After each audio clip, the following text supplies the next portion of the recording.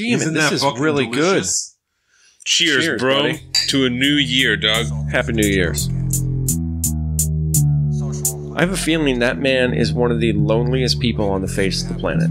Yeah. Where his ego is his best friend. He is his best friend, and it's a tragic kind of disaster in a way. Do you know, I never, ever thought I would feel bad for President Trump. And I'm being absolutely genuine. But, like, that's actually, I never considered that. I never. It could be. But that's, like, and that's actually, like, that's a little bit sad. Welcome to the salt of the streets, coming at you every week with this food for thought. Hope you ready to eat. With everything going on in this nation, we need some information, and that's why salt need to be stationed in your rotation. With real talking, real topics, real people, real problems. Think we need some help to solve them, and leave it up to Colin and the Donovan, because that's what's that? Oh, let's get ready. And just like a red, white, and blue phoenix rising from the ashes of political bipartisanship, we are back to Salt of the Streets podcast. This is Saturday, January 11th, 1:27 p.m., episode 76. And welcome back, everybody, to the Salt of the Streets podcast, your one and only source for social and political commentary on all the weekly news, pop culture, and sports that you can handle. And the best part about the whole deal, it's all built from the ground up for people like you and me, the everyday normal person. So come down and join us as we discuss life, liberty, and the pursuit of happiness, and continue our endless endeavor to bridge the gap between people and information. Boom. Not bad for a month off and not looking at the screen. There you go. So as always, we are your hosts. I am Colin. I am Donovan. And this week, you might have already guessed it, but it's 2020. Happy New Year's, everybody. We have impeachment news. We got World War III imminent on the edge. Shut your mouth. We're talking about Iran. But if you're listening to the mainstream media, you've probably heard we might have been going to World War III. Or if you read anything on Facebook or fucking Twitter. Yeah. Social media has been trash. And not only that, we have a possible new assault weapons ban going on in our state. We have a member of the state legislature that's a white supremacist now, who's a terrorist, apparently. Word. So we might get into that and some grab baggy stuff. But we got Iran, Trump impeachment, you know, a little bit of 2020 talk. The next debates are this week? Tuesday. So Last if you're listening to this... The caucuses or the primaries, right? Yeah, if you're listening to this on Monday, because it comes out Monday afternoon, then it is tomorrow. But usually, people listen to it on Tuesday. So tonight, there are debates. Boom. Look at that. You know Inception. Time is relative, right, bro? Yeah. The debates are when we fucking say they are. Except for they're happening on Tuesday. So before we jump into all the seriousness, if you didn't catch the pre-show, the very first pre-show of 2020, you should definitely pause this and go over and check that out. Also available on the Facebook. But, you know, we had talked a little bit about our Christmases and whatnot on the pre-show. Did you guys do anything for New Year's? Just kind of hang out? Yeah, no, we just kicked it. We just stayed at home. I'm pretty sure. I think we might have gone out to eat or something like that. Mm-hmm. Oh, yeah. We went out to eat with Cody and Micah and Isaiah and Jenna. Oh, nice. Both of which couples are expecting children in these coming months. So that's fucking wild. 2020 is going to be a baby year, bro. Just FYI. Cody and Micah's baby is due in March, and then Isaiah and Jenna's baby is due in May. That's so wild. Yeah. That's dope. At the next draft, there's going to be 3 babies. Possibly 4. Although I think timing-wise, it's looking like 3, but maybe one extra on the way. We draft in August. Yeah. And so if the timing doesn't quite work out. Already pregnant right now, then maybe you might have a newborn. Can confirm that is not a thing right now. So 2 drafts from now. Anyway, yeah, so next year at the draft, there will be 3 babies at Isaiah's house. That's so wild. Will be fucking crazy. Yeah, I'm excited to not be the only one of, like, my group of friends that has a baby now. So, dude, next thing you know, we're going to be like modern day soccer moms. Yeah. We're the modern day soccer moms of the millennial generation. We were at the store the other day, Walmart or some such shit, and there's this enormous truck, you know, and Jordan's like, I don't ever want a truck that big, and blah, blah, blah. And I was like, see, That's funny because we've talked about getting a truck, and you told me that we have to get a truck that has 4 doors, and we need a truck that has a full-size bed. So that's the size of truck that you're looking at. Like, so if you want a truck, which we need a truck, then that's how big it's going to be, is that one right there, which sucks, but such is life, you know? Okay, so this is weird, kind of weird story. When we came back from New Jersey, it was the day of the infamous 49ers Seahawks game, which we don't need to talk about at all on the show. Week 17. Because I don't want to get that angry. Fuck you, Isaiah. And we're in the playoffs anyway, so it's okay. Yeah. But we were coming back, and I was like, dude, the public transportation and stuff said that we're working any special hours because of the game and all this stuff because it was crazy, and they moved the time back. So I was like, instead of paying an arm and a leg to get an Uber to get down to the ferry and then pay ferry fare to get back, and I was like, we literally did the math, and it was like $5 more expensive to just rent a car. And so I was like, let's do that. So we rented I think I ordered a compact or something like that. Yeah. We don't need it. Well, they didn't really have one available, so they gave me a minivan. Yeah. So I sported a minivan around for a while, and I was gently reminded of why I will never, ever own a minivan. Yeah. At least personally. I don't know. Carolina might be down, but I'm going to get I got a big truck that fit me when I was a kid and my brother, so we could do that. We could do an SUV, but I ain't going minivan style with kids, man. No. When we went to Michigan a couple of years ago to visit Jordan's grandparents, we also I remember him. Yeah. We also reserved a compact car, and then got there and were told the same thing, that they did not have a compact car, but they instead had a fucking 12-passenger van. Yeah, baby. Which our brother-in-law Michael named the Bang Bus. So so we drove I'm pretty sure that's already trademarked. Sorry. Yeah. So it absolutely is. So we drove the Bang Bus around Michigan, around Free Soil and fucking Manistee for like 10 days or however long we were there. It was crazy, but we did put everyone in the bus and drive, to a couple of different places. So you got lots of room in those things. We went to fucking like a bar, and then there's, a gas station that you also could get, your hunting and fishing license at, and they made pizza and sandwiches there. And yeah, it was a whole deal. So that's the Bang Bus. Just know that if you reserve a car, you're not actually going to get that car when you get there. Yeah. And that's why because I've rented maybe like a half a dozen cars over my lifetime, right? Since I turned 25. Yeah. And I always reserve like a small compact. It's not like the tiniest, but it's the ones that are like $65 a day or something on the cheaper end. But it's like 3 out of 4 times or something, like 75%, they don't have one. And so you get like a free upgrade in some badass vehicle. Sometimes it's like a dope Chrysler or something like that, or sometimes you get a minivan. Instead, you get the Bang Bus. Yep. Or the Bang Bus. Which is funny because that was not my story when I rented a 12-passenger van. Yeah. I had to go through like extra hoops, and then they called me at the end and were like, well, I don't know if we're going to get it in time because I suck at my job and I wasn't able to order it in time to get it from corporate or blah, blah, blah. And I was like, bro, I paid you money. Where's my fucking van? Yep. And luckily I got lucky on that one. Yeah, so I guess we got a deal, because it was the price of a compact car for that whole time, and we got a 12-passenger van. And a great story out of it. Which is priceless, It was funny to drive at places, Mm-hmm. It was so fucking huge. It was absolutely enormous. A 12-passenger van is damn near the size of my truck. Yeah, it's huge. Minus like a foot, maybe. Yeah. It's wild. I think mine with the extended everything is like 18 feet long or just under. I can't remember. But takes a bit of skill, to drive a vehicle that some long. maneuvering involved. Yeah, exactly. That's when I rented that newer one for the bachelor party. I was so happy I had a backup camera on it. Oh, word.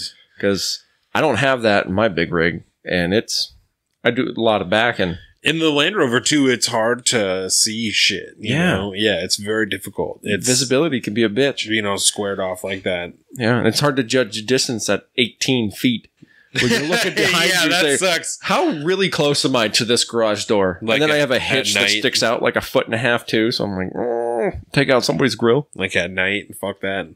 You're that guy that parks in 2 parking spots when you go to the store? Only when I go to Home Depot or Walmart. For whatever reason. Sometimes I have to if it's like a super small parking lot, but I will say driving a vehicle on the regular that's massive it really makes you think about whether you really need to go someplace or not. Because parking is not always a thing. Is it worth it? You know, do I need to? How far am I going to have to walk? We went down to the wine bar last night just to swing in and visit for a little while. I had to go to the pay parking area to park because I could not fit anywhere else in the tiny free parking lot. So I had to go do that and pay $10 to park we stayed for like 3 hours. So it was worth it. We did that when we went there. Because it's like $10. Yeah. And the lowest one you could do is from 0 to 12 hours. right. I was like, well, cool. I guess if I get too drunk and take a cab home, I'm covered already. Yeah. I just want to be here for 2 hours. Like, that's all that I want. Yeah. Can I pay a fractional amount, please? Right. No, it was good, though. They got a new person working down at the wine bar, too, she seems nice. That's what's up. Got to chat with her. Does she also have red hair? Kind of, sort of. Yeah. What? It's darker, but it's technically a red How are they hair. not going to hire one more fucking fire red-haired girl? I know, right? I feel like that only makes sense. Well, Carolina works down there part-time now. She's working Friday and Saturday. So they next already week. broke the mold, really. Words. They got the fiery redheads. Just out here hustling, huh? Yeah, fiery redheads and Ecuadorian. Yeah. That's what's up. Yeah, it was a good time. Met a couple local dudes. Oh, man. Yeah, I'll tell you that story after cast. It's super sad. No, I'll just tell it right now. Because nobody will know who it is, and I'm not going to say his name or anything, but one of the kind of members of the local community that's been around for a long time, and he's in his 70s. His wife of 35 years died like 3 days ago, and he was at the wine bar last night. The first time he had gotten out after that happened, and chit-chatted with him for a few hours. It was nice. For a few hours? Yeah, it was like off and on between us and the owner and, the staff. And then some people started to come in, some more regulars, and they talked to him. But it was nice to see because this dude was hurting, obviously. Yeah. And but he got to tell a lot of cool stories about friends and people he's known all the time and kind of get his mind off things and enjoy himself a little bit. It was really nice, but that was fucking rough, man. I was oh man, sure. This night took a turn, but it was nice to be able to talk to somebody like that who'd been through some serious shit lately, beginning of the year, going into it like that and dealing with that, and then his first foray out into the community again after that tragedy happened. It was nice that he was obviously surrounded by an amazing support group, even with strangers that he didn't know. Yeah. So gives me faith in humanity a little bit. It was nice to see. So on that lovely note, that's dark, bro. Yeah, if you want to hear more fucking stories like that, you can find us on our our social media. You can watch this video at YouTube at Salt of the Streets, Facebook at Salt of the Streets, Instagram at Salt of the Streets for our damn near daily posts. Now that we're in 2020, everyone's eating this year, hustling anyway. We have our own personal social media. I'm at Salt of the Street, and I'm on Twitter and at alpaca_Don on Instagram, and he is a Big Bird Offie on both of those things. You can find all this on saltofthestreets.com as well as weekly posts and blog posts bi-weekly. We're out here. So, this week we are going to talk about impeachment. You already said this. We're going to talk about Iran. We are going to talk about some gun laws that are being proposed or talked about. So you want to start with impeachment? Yeah. Does that seem like the most logical starting place? It's good. So the last time that we were here, the president they had not voted yet on impeachment. And so it was on... In the House. Yeah, in the House. They voted on the 18th. 2 charges for the president, or 2 articles. The first of those being abuse of power. That was confirmed 230 to 197, and the second article, obstruction of Congress, 229 to 198. And those were some painful C-SPAN sessions to go through. Yeah. Painful. Those last few hours of debate were... Debate. It's a travesty that they even call it debate anymore. Yeah. There's no real debate going on in Congress. It's really sad. It's just nothing but partisan. It's blatant partisanship through and through. And it's like each team has a single focus and a direction, and they're just fighting for their own teams. And there's no... I mean, occasionally you get one or two people in committees and stuff that will like ask legitimate questions and do some right things, but man, it's been rough to listen to. It's been very rough to listen to, and it hasn't changed since.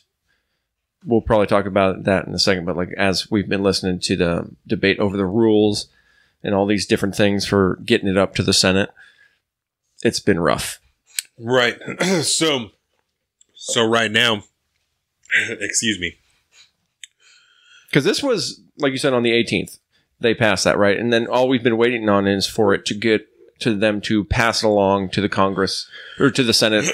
I guess they have to appoint impeachment managers to kind of handle the case as it goes up to the Senate. And they haven't done that yet. And the news has been the no news of what's going on, where and why. There've been a lot of arguing over and Senate rules that Nancy Pelosi wants in place, and Chuck Schumer's been helping, but there's been no movement on it since the 18th. Right, which is a long time. Earlier this week, Nancy Pelosi held a press conference in which she said that she was waiting for the rules of the Senate trial to be announced, so that she would know what was going to happen, how many lawyers essentially that she would need to pick to represent the case, and whether or not witnesses were going to be called. She just was looking for an outline of the rules. Whether or not that's the truth or just what she's saying, who fucking knows? But that's what she said. A popular line in the media has been they've been waiting to get confirmation that there will be a fair trial. Right. Which, it's not their place, but I get it, I guess. But yeah, that's been the common thing, and they've been talking about that. And then last night, I saw a couple articles saying that late Friday, Nancy Pelosi come out and said that possibly this week they will have Tuesday. Votes on. Yeah, Tuesday. I've heard as soon as Tuesday. Managers. And part of that, from what I understand, or from what I can surmise myself, is because there are debates, on Tuesday. And so the senators who are supposed to be there in those debates will be there, but they'll also have to be in the Senate that day to sit there, or else they're kind of pieces of shit and they can't really argue that. Would you rather run for president or do your job? Yeah. So that will be very interesting if that is what's to happen, It will be very interesting, because I assume that Mitch McConnell could also control how long they're gonna go for during the day. So if they're gonna go, until 8 in the evening, and they're supposed to, those senators are supposed to fly back to Iowa to be in the first debate before people actually vote in Iowa. That would be kind of legit. I know, that's fucked up. It's really dirty, and no lie, but I'm anticipating it happening. Yeah, because and I think what's happening here is we're having two games of brinkmanship going on, political brinkmanship. This is Nancy Pelosi trying to be strategic, and Mitch McConnell trying to be strategic. Yeah, and Nancy is wanting to wait at this point because she knows Mitch is just doing as little as possible to make this as legit as possible, and just try to get it done and over with, because he's got the votes. He can do that. There's no leverage to be had there. Right. Those are the reports now. Yeah, that he has the votes to just get the whole thing over with on day one and just completely skip the whole trial. And so there's not even confirmation that there will be a trial in the Senate, that the articles will show up. And I was listening to some other podcasts, several other podcasts, and they were talking about whether or not McConnell actually has to wait for the articles to show up in the Senate. And because impeachment's so vaguely written in the Constitution, there's nothing that actually says that he has to wait, for the articles to show up, but just that the House has the power to impeach and the Senate has the power to do the trial. So and I think that's kind of what's going on, and it's ultimately going to see who whose strategy pays off in the end. But Nancy knows that he's not going to take it seriously enough, so she has very limited ability to move around and do things. And so she holds it off until it becomes a crisis moment, like Tuesday with the debates. Right. And if they do that then, and then Mitch pulls his stuff and holds him back, they have now a line that they can run on that Mitch McConnell is trying to, ruin the presidency, the election, he's trying to interfere in the election by making it so these specific people can't show up, because he's forcing a choice whether you'd like to be on the debates or cast a vote for impeachment, call him out a little bit, and that could play into both people's hands. Yeah. But I think that's a possibility, I think, of what might be going on. Well, and I think that argument strikes me, and I think will strike conservative media similar as when Mitch McConnell said that he wanted to vote on the Green New Deal. He thought the House should vote on the Green New Deal.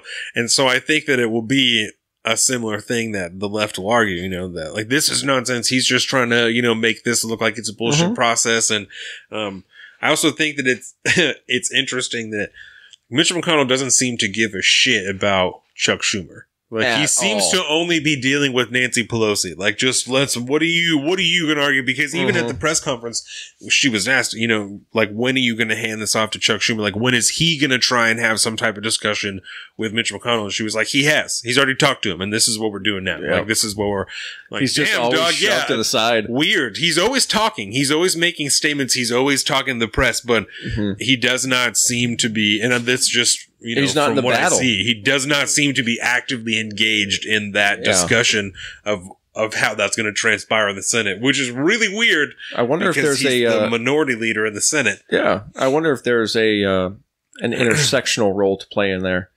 Nancy is a strong, independent woman in the House who is the leader of the Democrats, more or less, and whereas Mitch McConnell tends to be the leader of the Republicans on that side, whereas Chuck Schumer hasn't been seen to be the overall leader of the Democrats. Nancy Pelosi has. Right. Which is interesting because she's in a completely separate House of Congress who have nothing to do with each other. Right. There is no relationship between the House and the Senate, which it is not seeming to be taken that way lately. Yeah. It's all just the parties at this point.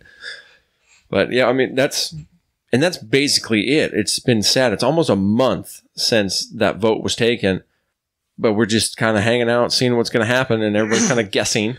Right. So it should also be said that the same way there's no rule written that says that Mitch McConnell has to wait for the articles to show up, there's no rule written that Nancy Pelosi has to immediately hand the articles over to the Senate. Yep. So seems to be, completely within her right, to sit and wait until she has some type of inkling that there's going to be a fair trial, if that's what she's doing, I think that it's fair to be concerned about whether or not there's going to be a fair trial, but...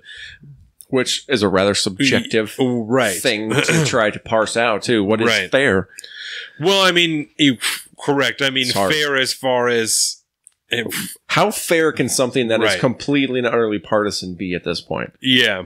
We have the facts on the ground of what took place, because we're talking about Ukraine. That's what this impeachment is all stemmed off of, and they're very broad, so you can probably throw anything else under there. But, we're talking about Ukraine here. It's been a while since that happened, and like nobody's talking about the facts that we know. Like this has all just been about process and procedure and how things are going to go forth, which seems really interesting to me because I don't know why we're not, is there any question on the facts at hand of what we're looking at that are involved in the impeachment? From the debates that we heard, not really. It's more of what you think of those facts. Right.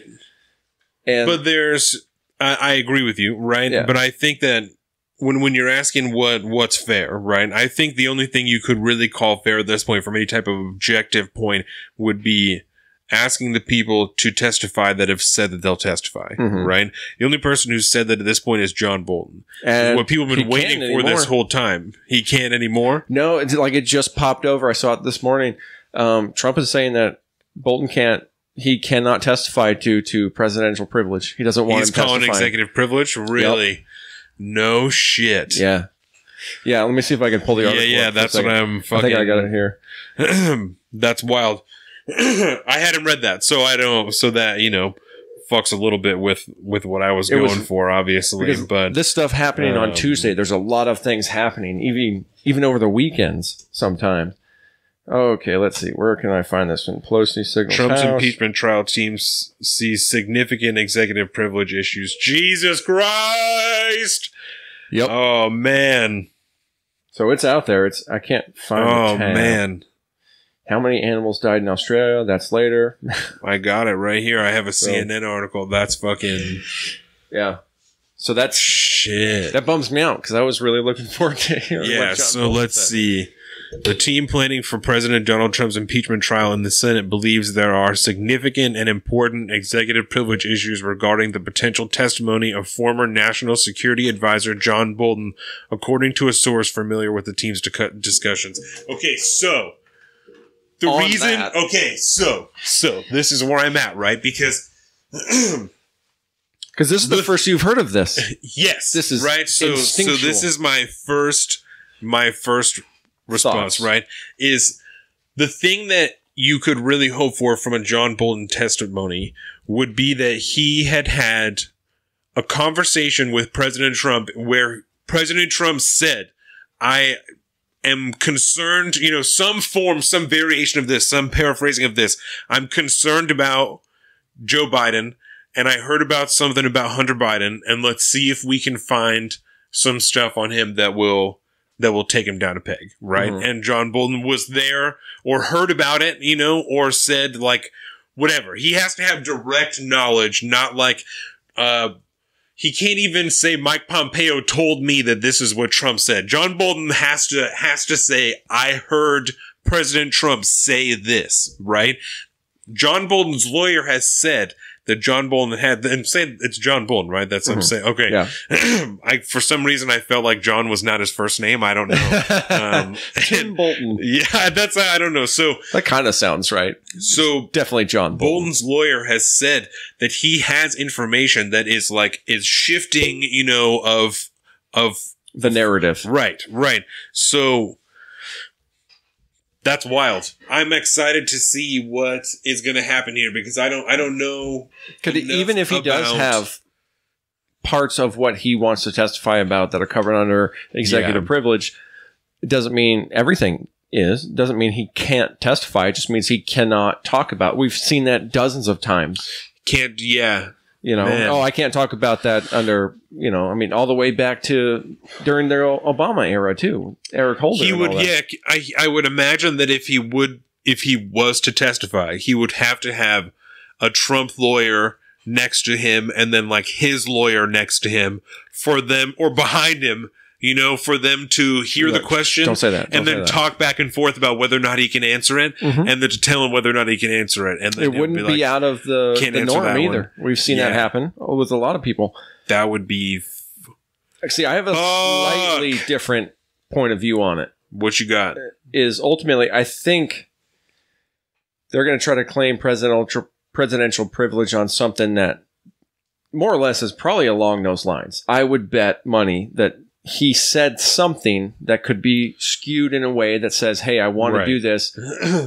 Because of this. Because it has to, for it to be enough. But I don't think... It has to be because of this. Trump has a track record of speaking in that Godfather style where, oh man, I really wish you could see your way to letting Mike Flynn go. He's a good guy. A lot of bad stuff. I'm not telling you, but I am fucking telling you. A lot of bad stuff has happened to America, or America's been through a lot. Yeah, that stuff like that. So even if he was able to say what Trump said, I have a feeling that it's not something that proves intent enough to actually run on it, because he just has a track record of not saying what it needs to be said, what he wants to say, and just talking around it, Elizabeth Warren style.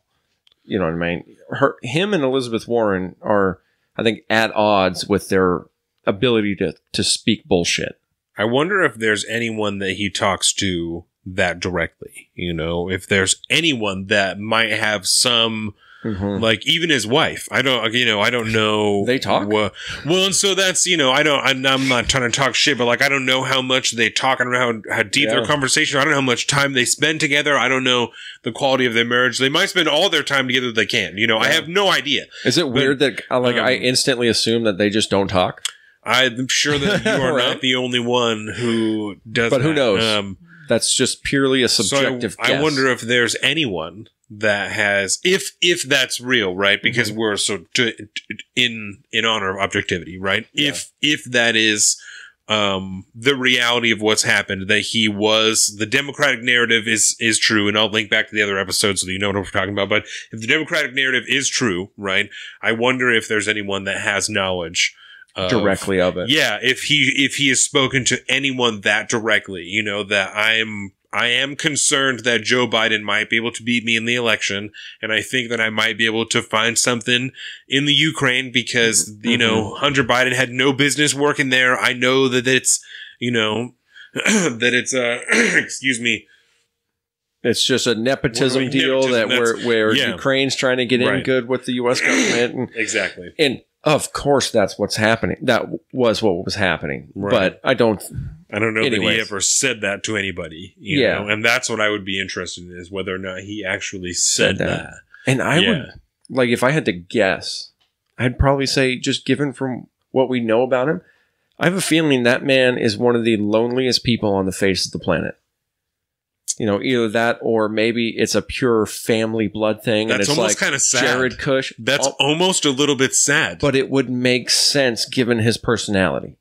Yeah. Where his ego is his best friend. He is his best friend, and it's a tragic kind of disaster in a way. Do you know, I never, ever, ever thought I would feel bad for President Trump. And I'm being absolutely genuine. But like, that's actually, I never considered that. It could be. But that's like, and that's actually like, that's a little bit sad. Like that's, that's super sad. You think his daddy ever gave him any real love? Yeah. I'm highly doubt that's not super uncommon for whoever is the president at the time. I'm sure that it feels extremely lonely, because there's no one else on the planet who is in that position or could relate to it, because even someone who's been in the office before probably hasn't been in that position when they were in office. So they can only speculate on what they might have done at the time and be like, man, I don't know. I had this other people in office, and I would have, these people are in my cabinet. I would have asked them because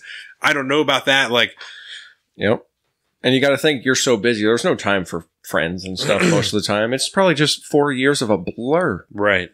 Of running on impulse. Because I bet there's also a bunch of people who supported Obama, right? That would sit on different sides of the fence on whether or not President Obama would support Trump's decision to kill that Iranian general, because I'm sure there's some people who voted for Obama that are like, fuck yeah, he launched all those fucking drone strikes. He would take that guy. And a bunch of other people who voted for Obama that would say, no, Barack Obama would never do that. He only did these other things, that were just like small and blah, blah, blah. So many drones. There's a lot of people that, idealize him, not to go off on a tangent, but there's a lot of people, who put him up on a weird pedestal. That's actually, I have a question written down that's along those lines that I want to talk to you about when we talk about Iran a little later.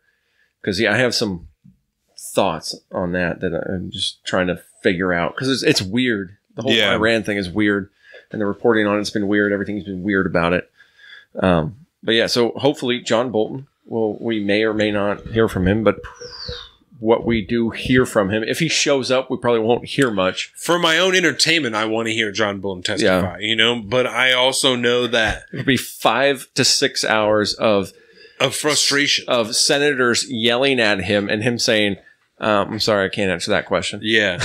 As per my counsel and the president's counsel, I actually am not allowed to talk about that because I might go to fucking prison forever. So don't know what to tell you.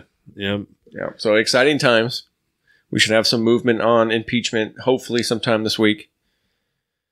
But we've just been in a political holding pattern ever since they voted on it. That's wild, bro. Yeah. That's wild. Part of the reason it is happening last week is because the great turtle himself, Mitch McConnell threw down the ultimatum, said, hey, if we don't have these things by the end of next week, we're going to carry on with the Senate's business. Which is probably good, and kind of makes me wonder, why the fuck weren't you doing that already? Oh, yeah, there's a whole fat stack of bills, some several hundred bills sitting there that have been passed through the House that are just sitting, waiting to be passed in the Senate. And that's no lie. That's actual, genuine truth. And like 2/3 of them are bipartisan. They're not even straight Democrat bills. They're bipartisan bills that have been passed through the House, sitting on the Senate floor, just waiting for McConnell to put them up. But instead, he's fucking around, letting people make statements out on the Senate floor, talking shit about Democrats. It's weird how he has the power to get away with that. And no one says anything. Like the Merrick Garland thing.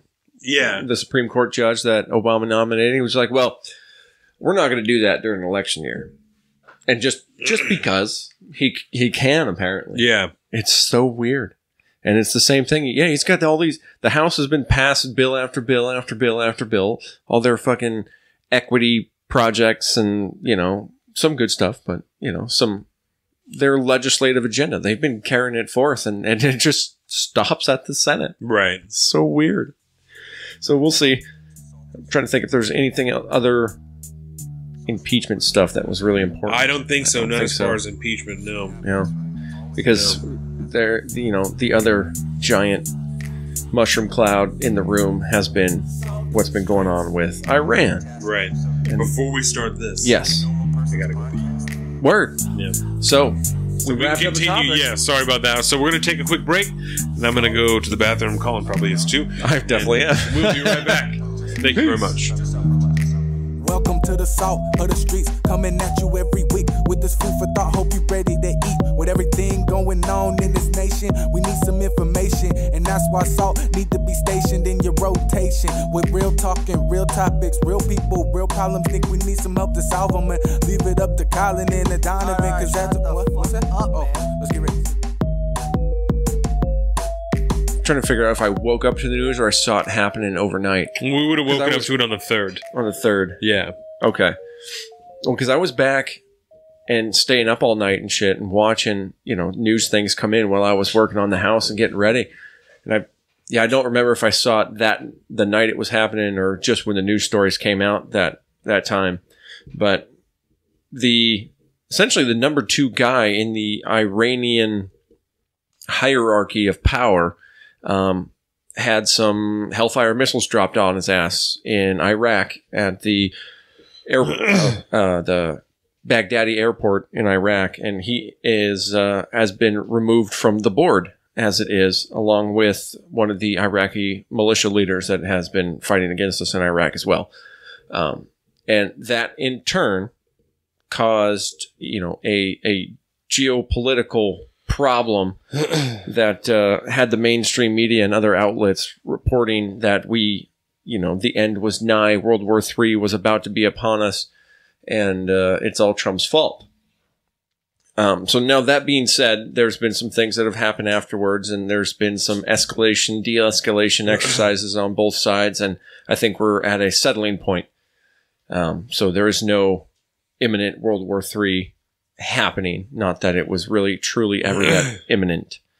But it is something to be said now that during the Trump administration, we have removed the head of ISIS and, strangely, the head Iranian military guy. Yeah. It's so we have, I guess, depending on how you Qasem look at Soleimani was the leader of the Quds Force, which is like a super special sect of the IRGC, the Iranian Royal Guard Corps, and yep, ballin', who has been designated a terrorist organization. Yeah, and that was actually which actually is the only thing that made this okay. Yeah, sure. I have actually a whole timeline starting from May of 2018 when Trump announced the withdrawal from the JCPOA. Yes. And so it was in April 9th, 2019, that the IRGC was designated a foreign terrorist organization. They have ties with Hezbollah, Bashar al-Assad, with the Afghani militias that are fighting against us in Afghanistan. Excuse me. it is easy to say that the IRGC is no fan of the United States. And not even a little bit. No. And so it was in April of last year, almost a year ago, that they were designated a foreign terrorist organization. The reason that I have this timeline, right, is mostly because so many people have just acted like this whole thing came out of nowhere. You know, like everything was just fine, and that as soon as this happened, it was completely out of nowhere, completely uncalled for, and this was just such a rapid escalation by the United States. And I just feel like that's an incredibly inaccurate statement. And disingenuous. I mean, it's completely false. And so there's been a series of escalations from May of 2018, right? And so it was on May 8th of 2018 that President Trump announced that we were withdrawing from the JCPOA. We actually talked about that in episode 13. And so I will... Right. And I have episodes corresponding to all of these things when we discuss them, because I've recommitted myself to the podcast. So,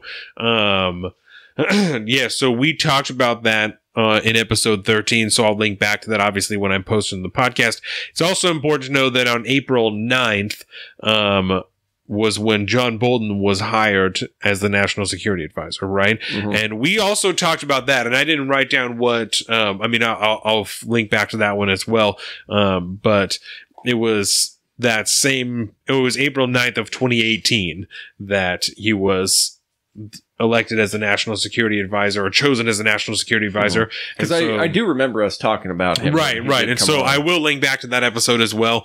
I'm pretty sure Morgan was on that episode, actually. Yeah, I think so. Yeah, I think that might have been maybe her first episode on there. Could have been. Because this was episode 13 and we talked about this other stuff. So, it's probably episode 12 or some shit that we talked about that a long time ago. So I'm sorry for anyone who listens to that. But then during August and November of 2018, there was a series of sanctions that were placed on Iran through the energy, or on their energy, financial, shipping, and the shipbuilding industries. And the administration, the Trump administration, called for the other partners in the JCPOA and the Iran nuclear agreement to take the same sanctions against Iran, right? The whole idea the whole time, what's it been called, is like not a full force strategy, that's a turn of phrase. It's right on the tip of my tongue. Yeah, you know what I'm saying? And so, in efforts to cripple the Iranian economy in order to force them back to the table to renegotiate the nuclear agreement, they've just been placing all these sanctions. And then on April 9th was when the IRGC was designated a foreign terrorist organization. And some kind of pressure. Maximum pressure campaign. Oh, that's what it is. Yep. We got there. So it's part of President Trump's maximum pressure campaign, which they've been carrying out, obviously, since the 8th, when they withdrew from the nuclear agreement. If one was to classify it as a form of economic warfare, you could probably make that argument, if it's easier to think about it in broad strokes like that. Right, because earlier this week, Mike Pompeo did a press conference with Steve Mnuchin, and they said that, according to them, when Iran goes to balance their books at the end of the year, they're going to be billions of dollars short because they have not been able to sell anything that they have. They're missing all this revenue. And so if that's true, then the maximum pressure campaign is working in at least one sense, that whether or not it's working to get them back to the table, it's working to cripple the fuck out of their economy, because they're not going to have enough money to support their government and all these offset militias that they're paying for, these proxy forces around the globe that they're paying for to fight the United States. And try to keep their citizenry from revolting at the same time. They're going to have to pick and choose some programs. So back to this timeline. On April 22nd was when the U.S. ended exemptions for the other countries in the JCPOA for buying Iranian oil. And so now the sanctions were going to apply to any other European countries that were going to buy oil from Iran. And so they obviously had to stop doing that, which again leads to this billions of dollars that are supposed to be missing out of their economy. On May 5th of 2019, the U.S. moved aircraft carriers, an aircraft carrier strike force, and bombers to the Middle East.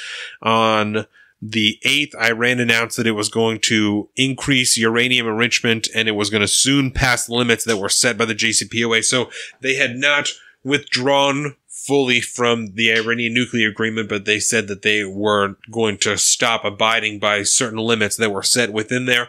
On the 12th of May, 4 oil tankers were attacked, and they were held up in the Persian coast. And that was suspected to be the Iranian Royal Guard Corps, which obviously, like we talked about, had been designated a terrorist organization. We talked about that in episode 58. And so I'm going to link back to that as well. On the 13th of June, 2019, 2 more oil tankers were attacked. Talked about that in episode 61. So I'll link back to that. On June 20th, the Iranian Air Force shot down a U.S. surveillance drone that said that it had flown over Iranian territory in there. So there's a dispute, whether or not it was international airspace or an Iranian airspace. Yeah. And that was when, and we talked about this as well. I didn't write down what episode, but this is when President Trump called off an attack on Iran. There was an airstrike that was scheduled, and then he found out, he says he asked how many people were going to be killed, and, some 100 people or so were going to be killed. So he decided to call off this airstrike that he was going to do. On the 24th of June, additional sanctions were placed on Iran in lieu of this airstrike that we were going to do. On the 1st of July, the uranium enrichment levels were reached by Iran, and so now they were going past this level. On the 4th of July, there was an Iranian oil tanker that was seized for selling oil to Syria, and so British and Gibraltar Marines captured this oil tanker on favor of the United States.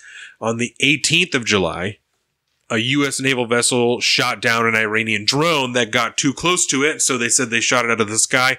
On the 20th of July, a British oil tanker was seized by the Iranian Royal Guard Corps, and we talked about that in episode 64. We've talked about all of these things. All of these things, this was all over the period of last summer. Super sure. That's what I'm saying. Episode 58, 61, 64. All these things are super close together. And even if we were doing every other week at this point, which I think we were still every week, they're happening so quickly together. Oh, yeah. On the 22nd, there were 17 Iranians that were arrested for allegedly spying for the United States, and reportedly some of them were murdered by the Iranians, by the government. On the 27th of December, so a few months later, there was a U.S. contractor that was killed and several soldiers that were wounded when there was a rocket attack inside of a military base, and that was done by an Iranian militia, an Iranian-backed militia. And so this is kind of when this new series of things happened, right? Yeah, the latest. And it's strange that it's only these series of things that are being talked about, right? Because it's, if you ask me, all of these things have led up to what's going on right now. Not just this attack that happened in December, all of these things that happened, right? And so we've talked about everything before this last attack in December on the podcast before, but we did our last episode before the 27th, and so we weren't here for that. And so after that, on the 29th, the U.S.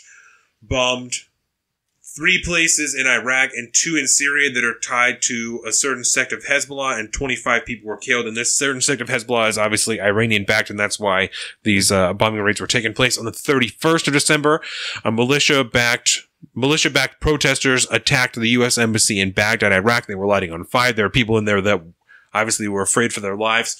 On the 2nd of January, 2020, this is what we were talking about, is when a U.S. drone strike killed the Iranian leader, Qasem Soleimani, and 5 others, one of them being the Iraqi militia leader.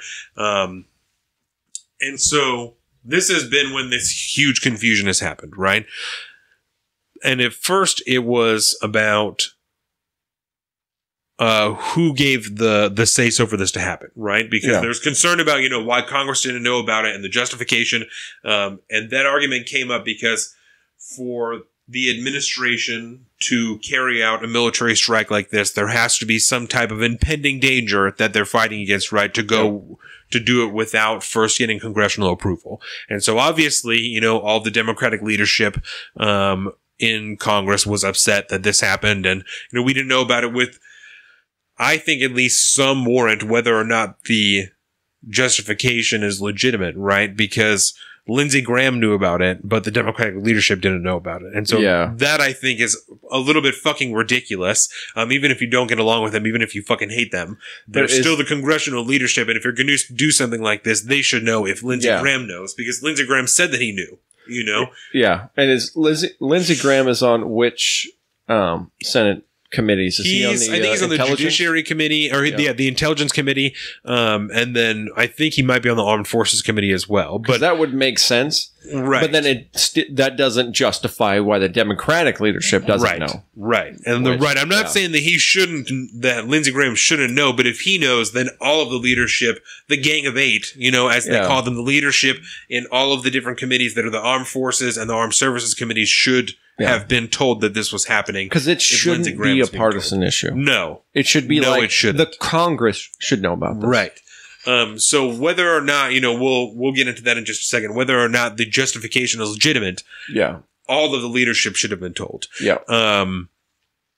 So when President Trump first announced that this had happened, right, he had the press conference, he said that this strike was carried out because they had evidence and legitimate intelligence that Qasem Soleimani was planning an imminent attack that was going to take American lives, and that's why they had to carry out this attack, you know, or this strike. And articles coming out within the last 24 hours are trying to make indications that the attack could have involved up to 3 different American embassies across the Middle East. Right. But we don't know yet, because none of the intelligence has been made public.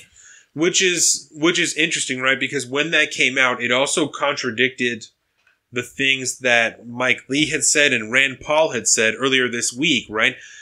Is these new reports, like you were talking about, of the attacks on the embassies, or the evidence of the attack on the embassies, supposedly came out when the Department of Defense briefed, you know, the Gang of Eight and the other people in the Armed Forces Committee and the Armed Services Committee that had classified access, like clearance, right? Yeah, when they had the clearance.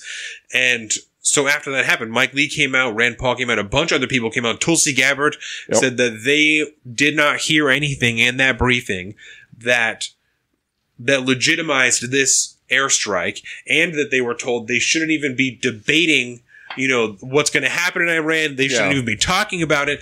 Mike Lee was almost screaming. It should be noted, Mike Lee, of course, is a Republican, right? From Utah. Rand Paul's a Republican.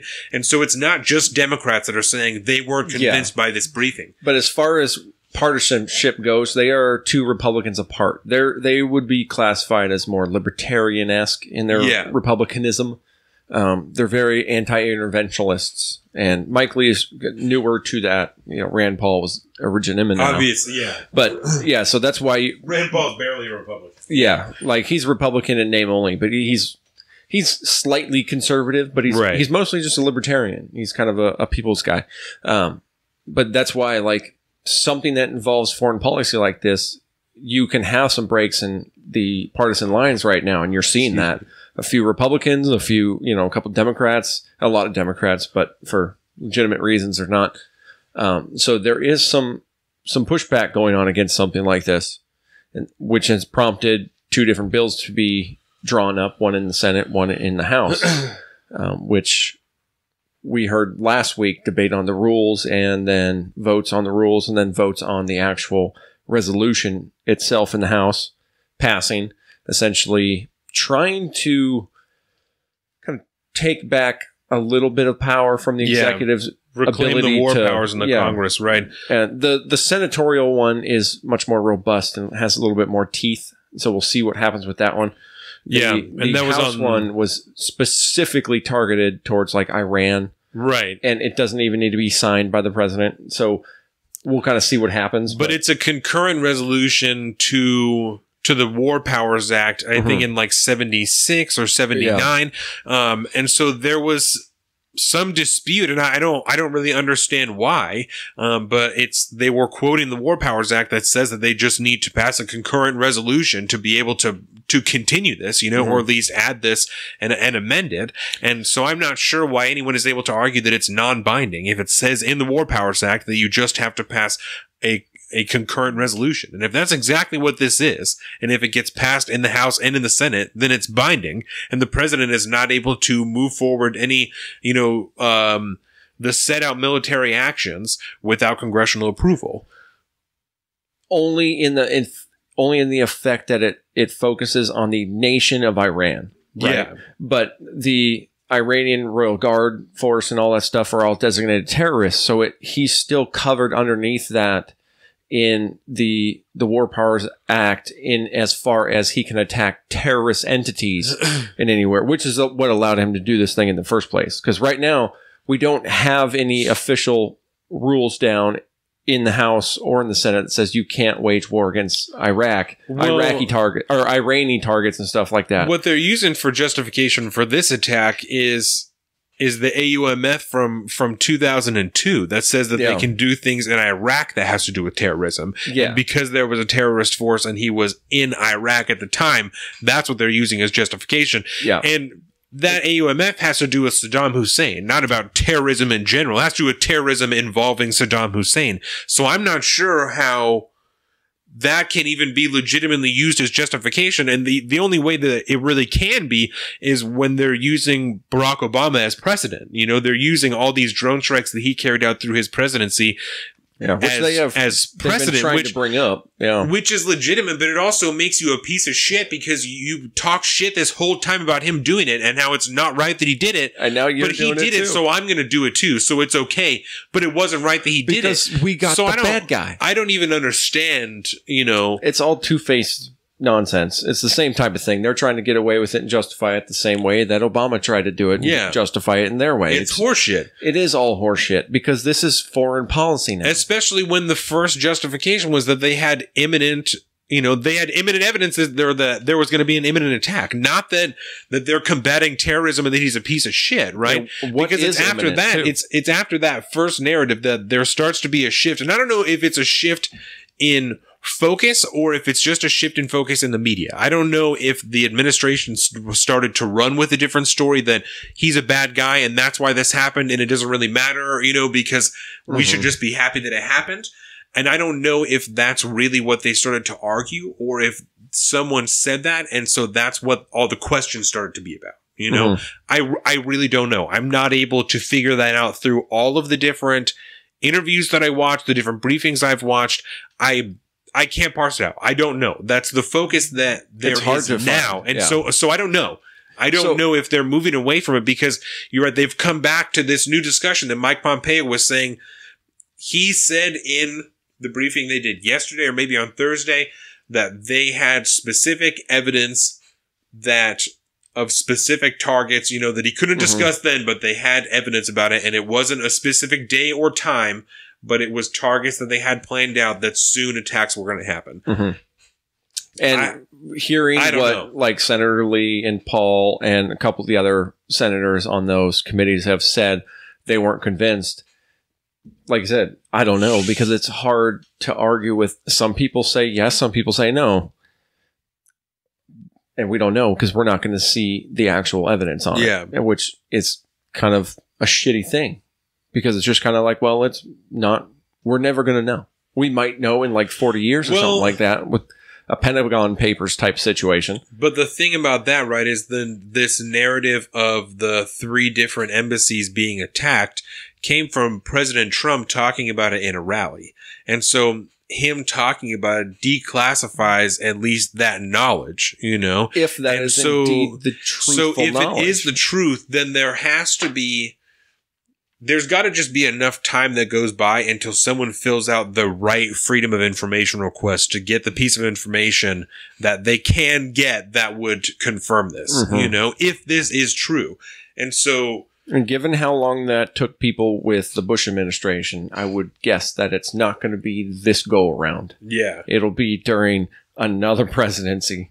At some point. I think that matters. You know, it's been shifted. This whole thing has been shifted so weird into a strange, similar to WMD. Eerily similar, to the WMD thing and the Iraq war that, you know, if you don't agree with what happened here with this attack and this killing of Qasem Soleimani, then you don't love America and you're a piece of shit. you know, and you don't support the military, and, you know, you should just go and sign up anyway. If you don't think that it's right, or if you don't agree with it, you should go sign up. You should defend the country. You know, there's all kinds of that. That's rampant across the internet right now, you know. That your Young Turks people. If you're so concerned, then you should sign up, you know, and you should do it yourself. Was that? It was on the Young Turks when they were talking about Ben Shapiro. He should be. Well, why isn't he signing up to go fight? Blah blah blah blah blah. If you like it so much. I think that you can probably say that Qasem, now I can't remember his name. Soleimani is dead. The world is probably a better place for it. We'll probably just say that. But there going to be, you know, there has been already. There's been reverberations from this already, you know. So there's no question, you know, on whether or not there's going to be repercussions for it. And I said reverberations. Through time. That works, though. It does. Reverberations is fine, yeah. Just not the common turn of phrase. Yeah. Repercussions. You know, whether or not it's going to continue to escalate, I don't know. I think that it's really fair to say that no one wants a conventional warfare between the United States and Iran. That would be bad. That doesn't benefit anybody. No. Partially because it makes America look like shit, and makes America look like what we've been doing for the last 18 years. And partially because Iran's actual standing military is absolutely nothing compared to the United States military, and it would be an unfortunately short, legitimate warfare between the two countries. It would not be as quick as, say, like Iraq, but it would still be quick. I mean, they have Navy and Air Force powers. They have a lot of Russian-backed weaponry and military units and military-trained people. I mean, they are a substantial force not to be taken lightly, but it's not something it's not like an actual World War event, you know, and I don't think we have the Bismarckian allegiance ties to ever prompt another world war like that. No. But... no, and that's why I'm talking about just warfare between the United States and Iran. It would just be those two. I don't think it would ever get any bigger than that. But even then, it would not be a long, protracted... It would probably... The conventional war side of it would be short, sweet. Yeah. It would be heavy. It would be fast. That's what I mean. That I don't think that it would be years. I think it would be... Yeah, I don't think it would be 2 days like it was in Iraq and stuff. No. I think it would be like a week or two. Yeah. Probably. But because it would have to escalate to a point that substantial American lives were taken before there were a substantial amount of boots on the ground for something like that, an actual invasion force to take the government, or to take Tehran, you know? And unfortunately, I think we are at a more or less a plateau at this point. Things have done, because we did have a retaliation attack, supposedly, on U.S. air bases or joint bases in Iraq. Yeah. From a Iranian missile strike that was carried out. But depending on who you believe, because at this point it's two different nations sending their own propaganda. On the 8th, Iran launched rockets into two different coalition bases. No Americans were harmed. Some damage done to the bases, but no loss of life as far as we know. Yeah. It was also that same night that there was a Boeing 737 that was shot down over Tehran, and 176 people were killed. Everyone on board were killed. Which we have some interesting new developments. Initially reported as electrical failure, and that there was no black boxes found at the crash site. It was a Ukrainian Boeing 737. There was 63 Canadians on board. Since then, we've found out, and I just want to...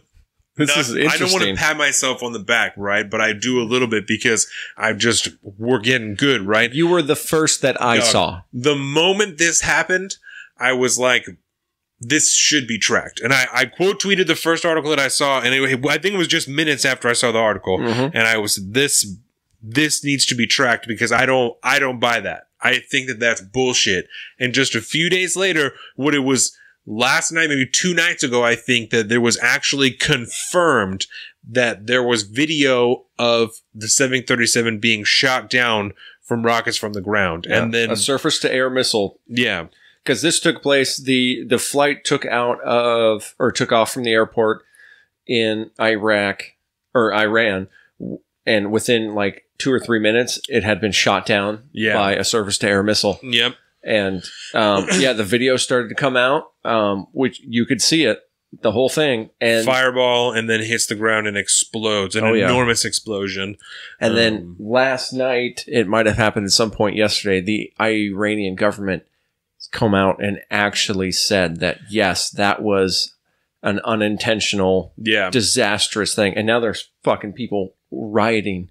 Last night before I went to bed, so it was 10:30 our time, maybe 11 o'clock. There was reports on CNN and on MSNBC and Fox that the Iranian government had said that they had their early warning system on super crazy sensitive because they were scared to shit, and so their guns and everything turned on really fast, and because of human error after that, the Boeing 737 was shot down. And that's... really pissed off the geopolitical community that is other than the United States. Really not good. They killed a lot of Canadian citizens in that. 63. And Canada is... You don't think of Canada as a major like world power, at least as far as like foreign policy, but they are a Western nation that was severely affected by this. Our neighbors to the north, 63 people were killed by the Iranians because they thought the U.S. was invading, right? It's important to know, right? So, and I'm Canadian, so I want to take a moment to make sure that this is stated, because people shit on Canada all the time. There's all kinds of jokes, all the whatever, right? Yeah. But people forget that Canada had a whole section of the beach on D-Day. They had a whole portion of the beach there. I mean, Canada has lost a whole shit ton of soldiers in the Middle East, along with American soldiers that have been lost there. They have been there. They're not fucking around. They're doing the same thing that we're doing. They are a member of the NATO missions all across the world, and maybe they don't contribute as much, say, as the U.S. does, because we got a big giant military that we like to show off. But their conventional military fights along the United States consistently in the Middle East, just like they did in World War II. Just like they do, just like the French do, and they just lost 63 citizens because the Iranian government wasn't careful enough with their missile systems. And I don't think that that's going to be taken as seriously as it should be. 63 Canadian citizens were just fucking murdered by the Iranian government because they weren't careful enough. Along with a lot of dual citizens from Iran and native Iranians. At best, it was negligence, and at worst, they thought that it was an American plane, which it kind of seems like is what they're saying, that they thought that it was, and that's why the human error occurred, is because they're like, oh shit, that might be an American plane. Let's take it down. I know it's bullshit, and it's national, it's two nations posturing on the war front, and civilians getting caught up in the middle of it, because you have these two... It's kind of hard to separate, but you have two world leaders at it. You have the governments of two nations fighting over something. Yeah. Whatever it is. Whereas you have the entire time, Iran is not the populace of Iran against us as the populace of Americas. No, right. These are two different governments that are trying to have problems with each other. And most people aren't wanting to go along with it. And so we got caught up in the crossfire here, and they own gold themselves. And I think when they had first come out and said, oh, this was a mechanical failure, all this stuff, that's instinctive. We're not taking the raps for this. They find out what's going on, get a look at the bigger picture, and realize if they don't fess up, killing a bunch of Canadian citizens is just as bad as killing a bunch of American citizens, as far as like war breaking out in some conventional fashion. And that was the whole idea behind this rocket strike, or this missile strike on the bases, is depending on who you listen to, they called ahead and said, hey, we're going to do this. Right. Get the fuck out, hide. The U.S. is saying, oh yeah, our early warning systems and all that. I don't believe that for a second. This is the Ayatollahs trying to make sure that we don't actually go to war, because the Ayatollahs know that if we do have a conventional war, they're the first ones that are going to be dead. Well, and they don't want to be dead. From all the reports that I have heard, whether it's Fox News or it's MSNBC, the people of Iran are far more supportive of the American government than the actual government of Iran is. Yeah. And so it seems to me that, like you're saying, if there's going to be some type of fighting in the country of Iran, the Ayatollahs might find themselves in a similar position as Gaddafi did in Libya. Or Saddam. They're not going to be... If the populace has access to them, they're fucked. Mm-hmm. You know, so many of these people who are rioting in the streets that aren't planted there by the government, people are being murdered by the government for protesting in the streets. Oh, yeah. I mean, that's happening consistently in Iran. People are not happy about it. You know, there are a lot of people who did attend the funeral and mourn in the streets for Qasem Soleimani, but there's also people that died there because they had a what do you call that? The herd kind of a stampede. People got caught up and crushed in the stampede of people. And people don't like to compare it to this for whatever reason. I'm not really sure. But if you had to compare it, right? You're talking about all these people that are out in the streets. Whether or not you like Mike Pompeo, you know, if Mike Pompeo was assassinated in some type of drone strike by another country, people would show up by the thousands to, you know, his procession from wherever to wherever he was going to be buried, because he's the Secretary of fucking State of the United States. You know, whether or not you like Donald Trump, you like Mike Pompeo, that's a solid figure in the government, you know? Oh, yeah. If Mike Pence, as many people as hate Mike Pence, if Mike Pence was killed in a drone strike, come on, man. And I don't know why people don't like to look at it that way, you know? But if it's an overhead, you know, and you put two laminations or whatever the fuck they're called over each other. An overhead projector. Well, what are the plastic things called? Those, I don't know, those transfer sheets or whatever, those clear sheets they used to use. There was a special name for them, but... Yeah, I don't remember. And so whether or not you like Qasem Soleimani, you know, he's the number 2 figure in your government. I mean, you're going to show up probably and mourn that's going on. Mm-hmm. Certainly a fraction of the people you saw in the videos, you know, were placed there by the government. But the government doesn't have hundreds of thousands of people to put on the streets, you know? No. So, and it's an interesting situation. So there's a lot of people that are waiting, you know, for that evidence, for the intel, the verification of the intel that there was an imminent attack that was going to take American lives. If the reports that are coming out now are verified, then that seems to be, you know, like you said, validated. But I tend to believe the people that were in the room, you know, and Mike Pompeo was in the room, but Mike Pompeo also is kind of like, you know, how much can you truly believe? Right. So you can tell he used to be in the CIA. I do think that it's interesting, though, how many people, you know, kind of like the people who are hardcore Trump, right? That like even Tucker Carlson talked about this, that like 10 minutes ago, we're talking about how you could not trust the intelligence agencies because, you know, there was a deep state and they were against the president.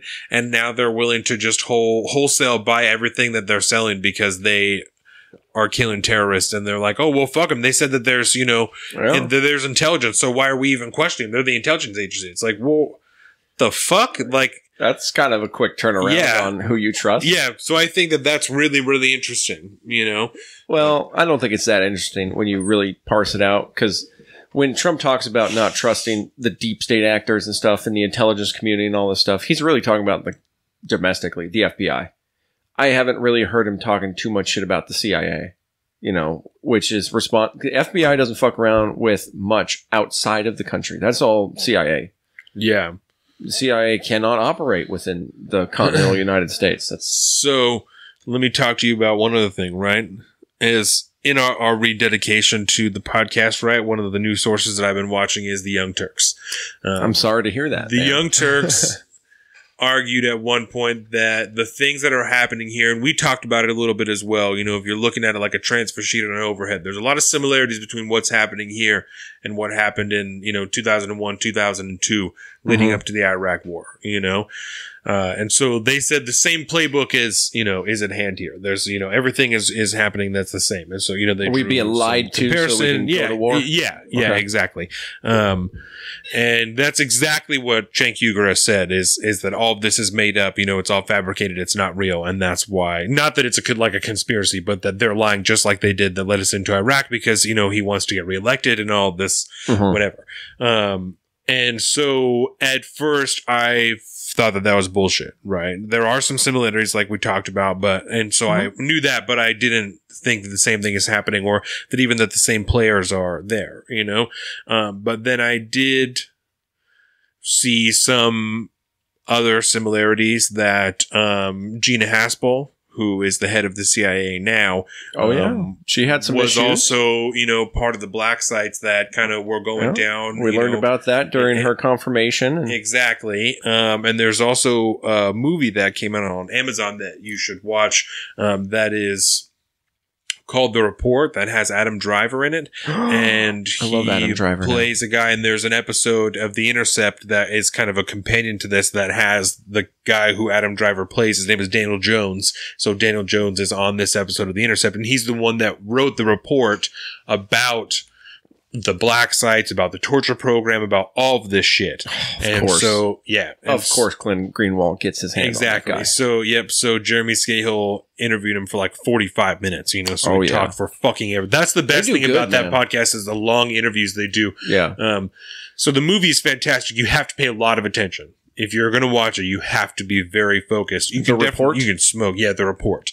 Definitely smoke, but you have to sit down and watch it. Don't do other shit when you're doing it. But when I watch a movie and smoke, I only focused on the movie. I lose myself to the movie. And so Gina Haspel is portrayed in that movie as someone who, is hiring different people to prove that the torture programs work. And all of these people are bullshit. They're all lying. And so there are some players here, especially when you're talking about the people that are finding the intelligence that's leading to these attacks that were there when this, what they call the Bush Doctrine, that people are arguing, that's nonsense. It's not the same playbook because President Trump killed the Bush Doctrine, and the Bush Doctrine, is, from what I understand, like you were talking about, lying to people in order to, to carry out this war. And so they did it in the Bush administration. Ben Rhodes and the Obama administration did that. I mean, the Vietnam War. Everything. It's all. We have a long track record of that in bipartisan fashion, right? Which is very interesting, right? I certainly wouldn't put it past, when Mike Lee and Rand Paul are coming out and saying, I don't think this is legit. Yeah. You guys were doing some fuckery here. Tulsi Gabbard, you don't necessarily, her opinion on that doesn't hold that whole lot of weight. Yeah. And it's the same like when she voted president and shit during the, all that. As per. Yeah, as per the usual. Yeah. Which people were all pissed off about. And I was like, dude, you don't obviously know Tulsi Gabbard then. Of course she didn't. She fucking didn't vote for that. But yeah, I don't see that being out of the realm of possibility for sure here. And I think context is a little different in this point because obviously, it would be wonderful for the world to have the Iran of the 1950s, a very westernized democracy before we honestly got in there and started fucking around like we have always done in the past and put up the mullahs to be in charge. And, the president of Iran has no real power in Iran. Right. It's the Ayatollah and the military. And that never works out because if your people aren't with you and the backbone of your society, economic warfare through sanctions can work because you starve the people enough and you put them in a bad situation enough, they're going to turn against the real people who are in power, and then you can rebuild and start over from scratch. Right. Mind you, it's only collateral damage at that point. Yeah. But it's a non-boots on the ground way to wage war in 2020. And I wouldn't put it past being what's going on now. What the fuck was I gonna say? Do you think there will be? You think we're done for now? Or you think there's going to be another retaliatory attack? Iran? I mean, as far as escalation goes, I think they really, really screwed themselves with shooting down that plane. Because now the entire Western world's pissed. Yes, especially if, and I don't think this is likely, but if Canada believes that some retaliatory action should be taken out, that's pretty sweet. It's got a... Oh! It's clutch. Stored in the bottom, eh? Yep. There was a head shop right next door to the stash. Word. Anyways.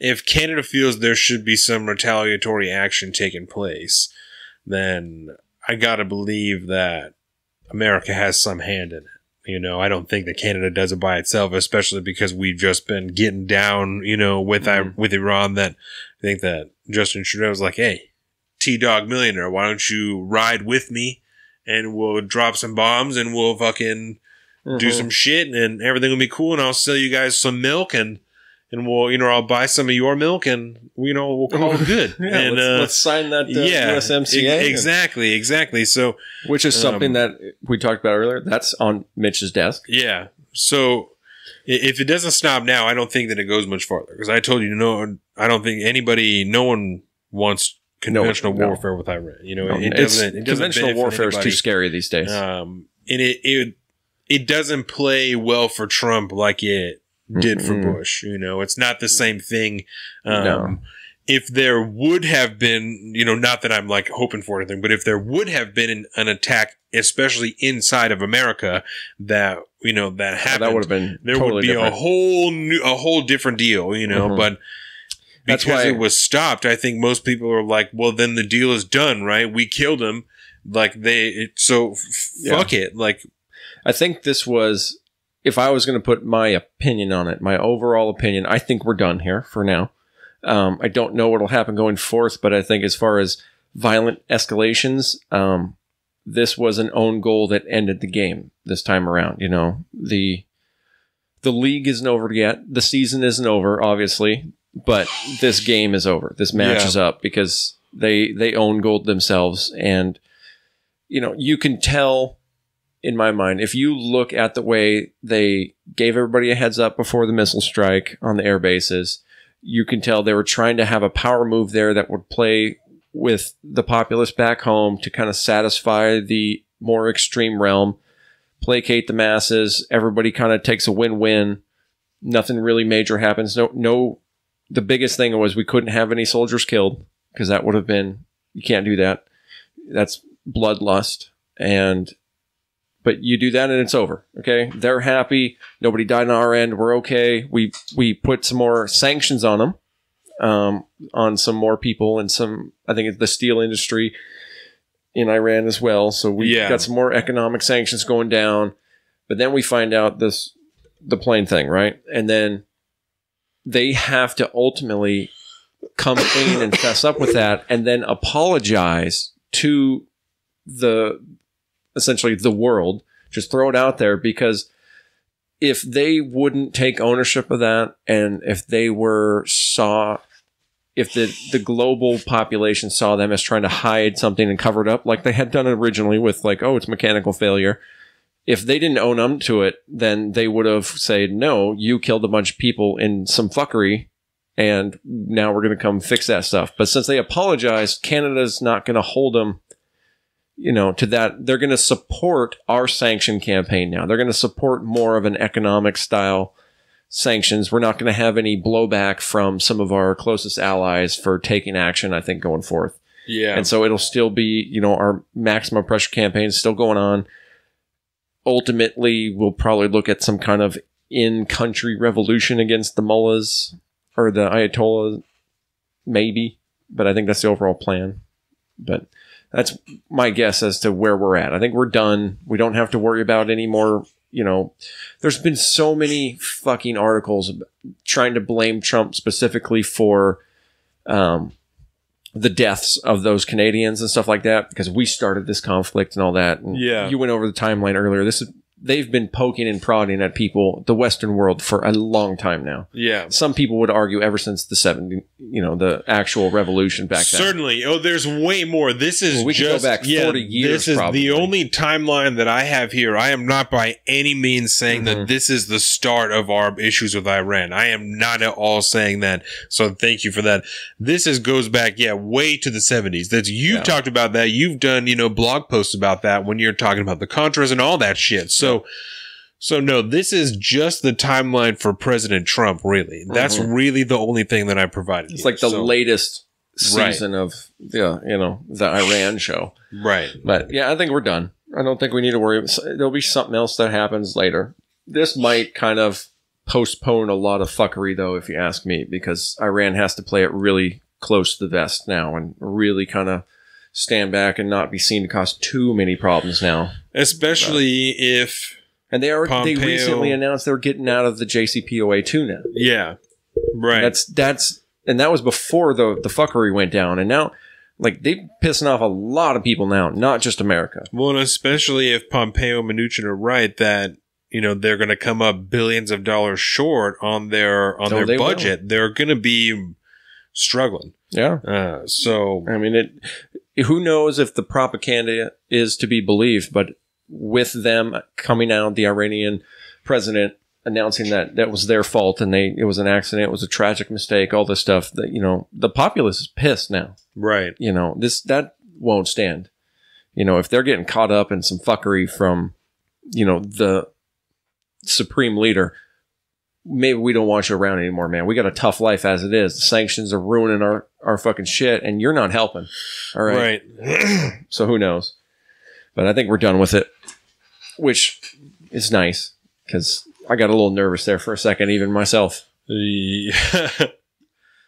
I don't think I was too concerned from the beginning. Last week we went out to dinner with Katie and Leif, and he was talking to me about it, and I told him, I was like, I just don't think that it will go down like that. You know, that's the two people, the two leaders, the Ayatollah and President Trump are both so unhinged in their own way. Not that they're the same thing. I'm not comparing them, but they're definitely, there's definitely a few degrees of separation between our leaders and us as nations. Right. Even with Iran, where nobody wants what they fucking are trying to pull here.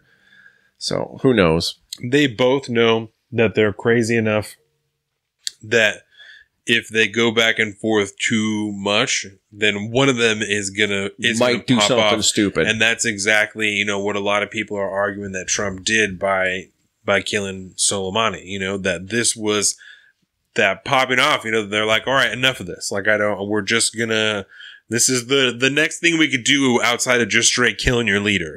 We're taking this guy out and we're going to be done with it. Mm-hmm. And Iran is like, all right, we're going to send some missiles, but put everyone inside because we don't want to, we have to. I don't want to die. Right. But I need to be powerful. Right. We got to make it look like we did something, and then accidentally taken down, accidentally, quote unquote, taken down this airliner. I don't know. Everybody always looks at it as like, well, what if fucking Trump goes unhinged and accidentally smashes the button, or the Ayatollah gets pushed so far he goes crazy and pushes the button?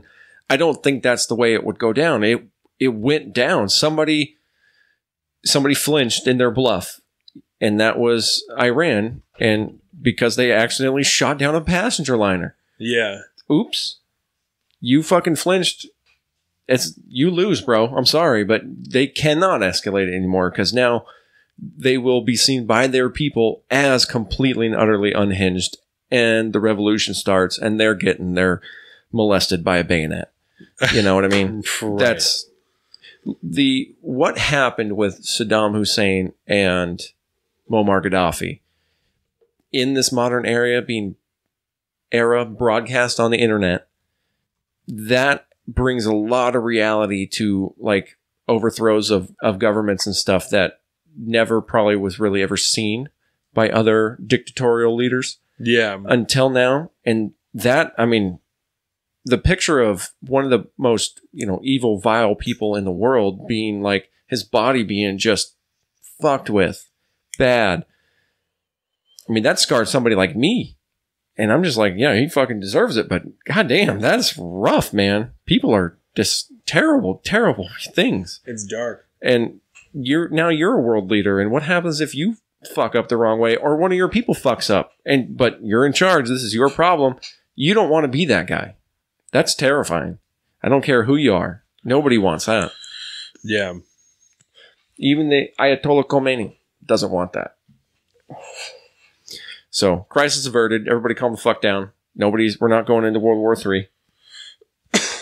Yeah, I am interested to see what comes of some type of nuclear agreement, because President Trump also said at his press conference when he announced the missile attacks that Iran, as long as he was president, would never have a nuclear bomb. Opened with that, but yeah, didn't that even was the first thing that he said.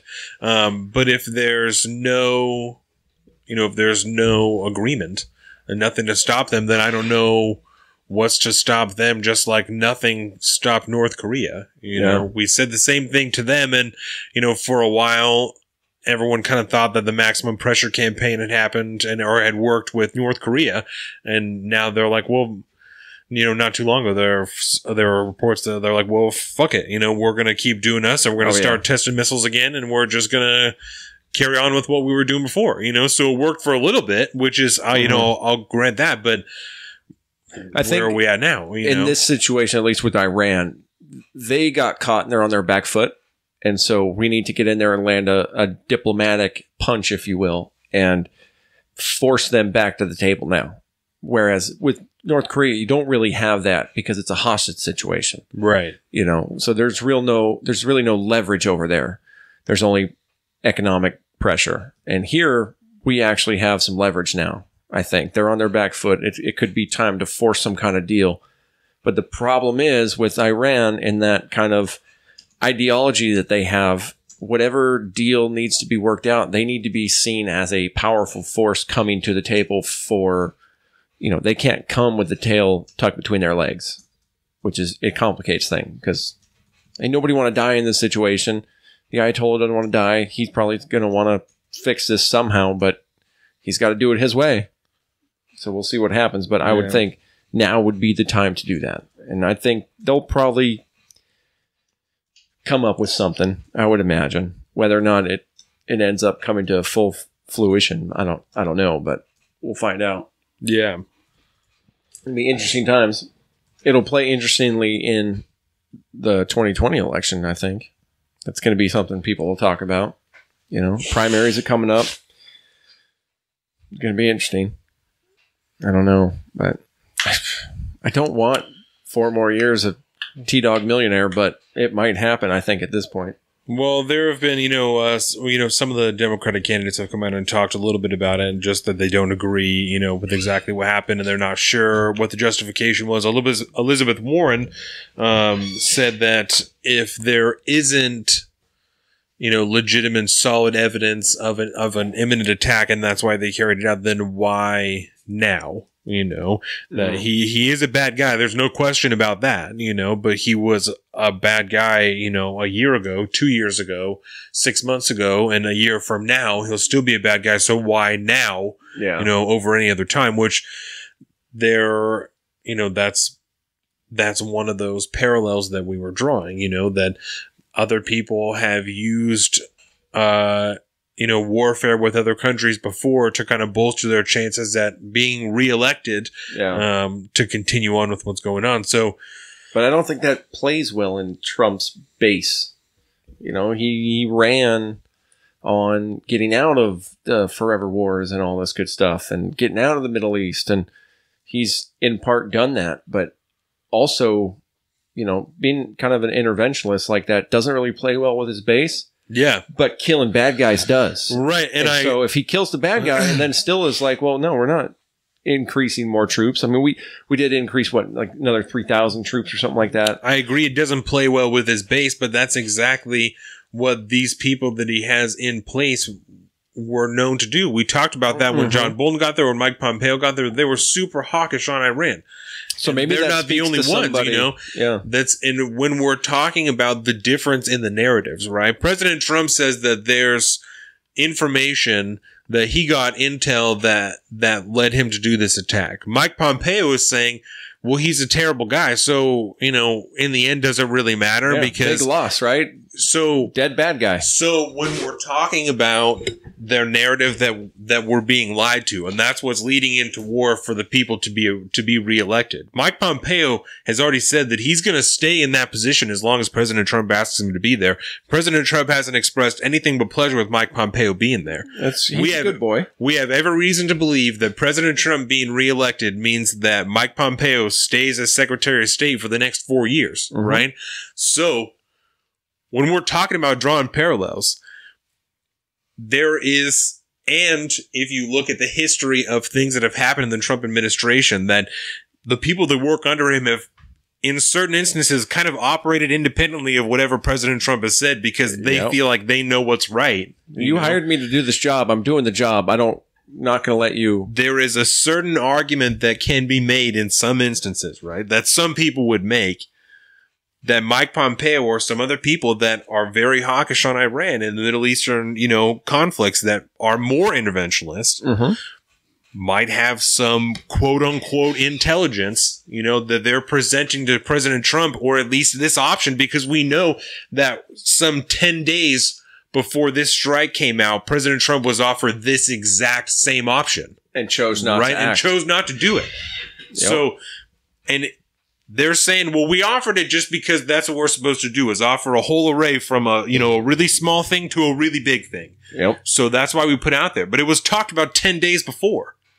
So it's not like it was totally out of the blue. Yeah. So what did he hear that made him change his mind on that one? I got to pee again. You know what I'm saying? So there's... You want me to run real quick? There's yeah, no, we'll just... yeah, go ahead. Whatever thought you had. So... But that's, it's, and I wonder, there's an argument to be made, you know? Yeah. And I wonder too, if maybe, because I know for a fact he has lost he's lost 2 people from his base that I know who are absolute diehard supporters through this, but maybe adopting more of that, I kill bad guys still, you know, I may want to get out, but I still kill bad guys, might have gained some new people to his base. Yeah. Maybe. Think about that. Yeah, it's tough. I don't know. I'm not sure exactly what his base is going to be, or the 538 podcast does a lot of work with polls and stuff like that. Colin and I have talked about that before. I don't know. I think that it's really interesting. I think especially with the Afghanistan report, you know, having just come out, or the report on the Afghanistan war, I think it's fair to say that it adds just a little bit more suspicion to whether or not there might be some false intelligence flying around, especially if you're concerned about some type of deep state or some shit like that. But all the deep state, I don't know. It's weird stuff. Do you want to talk about these gun laws? Yes, because the local government's talking about. So we'll move over to some local law talk, and then we'll talk about some playoff football. And then we'll get the fuck out of here. It's going down. Yep. So let me just tell Jordan what the plan is, and then we'll move on here. Word. So go Pack Go. Yep. So I don't know. I got to look and see.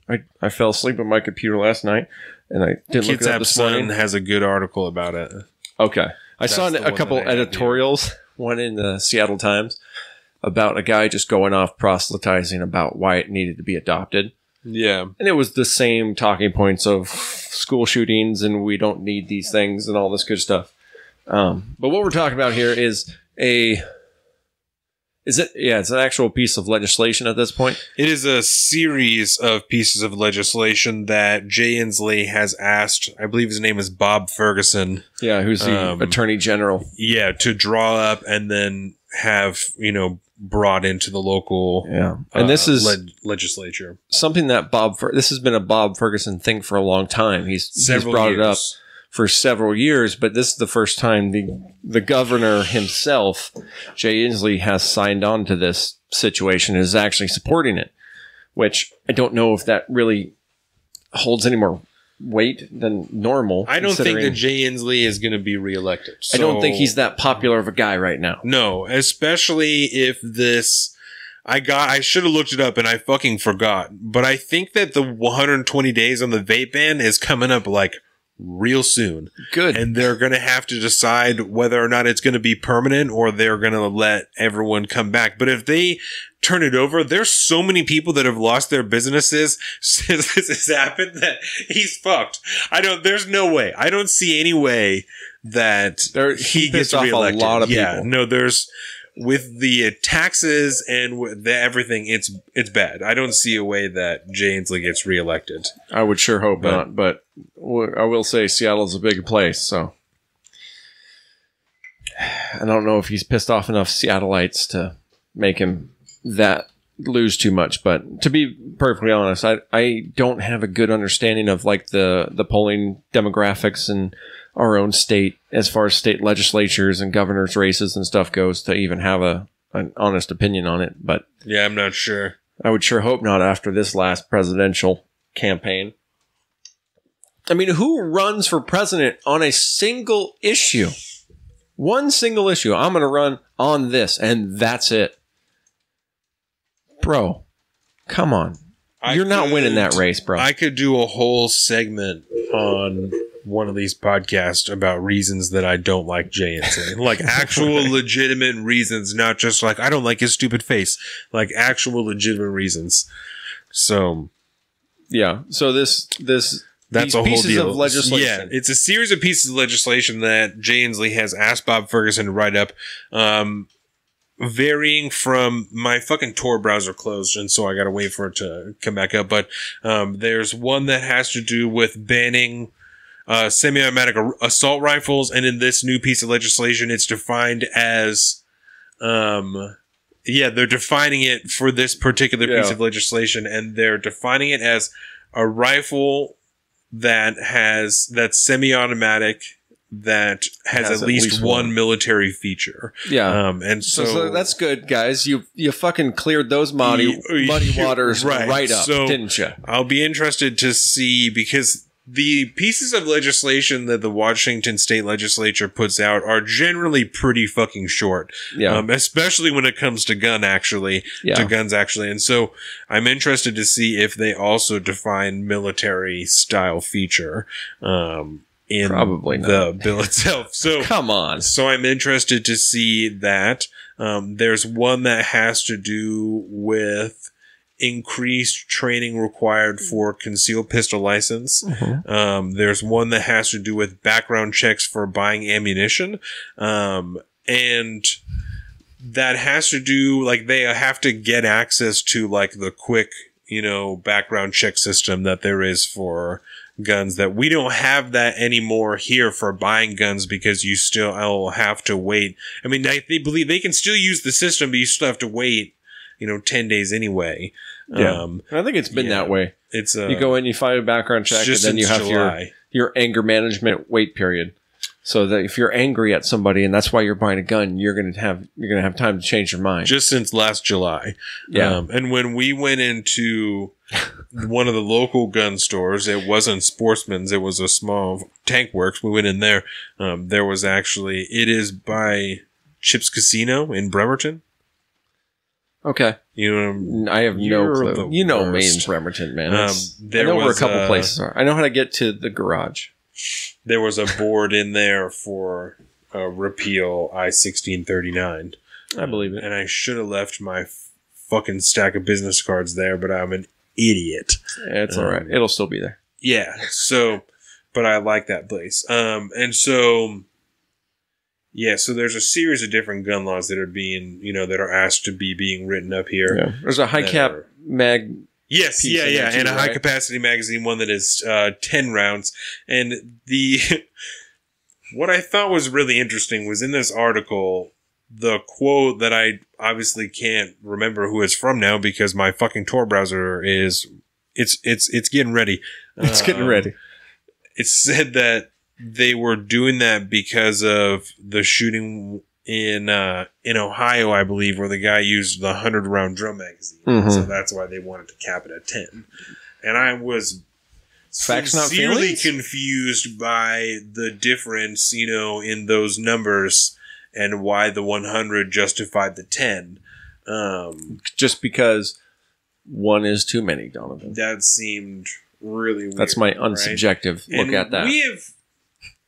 I don't know. We have talked before where I can understand why people are uncomfortable with aftermarket, like, drum magazine purchases. I understand why people are uncomfortable with that, but I also understand why someone would argue that it is not really anyone's business why they would own that, as long as they're a responsible gun owner, like the vast majority of people are, Most people who have that type of shit are, like, it's for fun, because there's not, like, no one's slapping a 100-round drum magazine to defend their house. Like, No, that's bro. not practical. It takes so long to load up a 100-round drum magazine. It takes fucking forever, So that's the thing you take to the range, like, out into the woods to fuck around with and have fun, because that's something that people do. Because if you have shot a gun before, you most likely thought that it was, like, at least a little bit fun. There's some people that don't,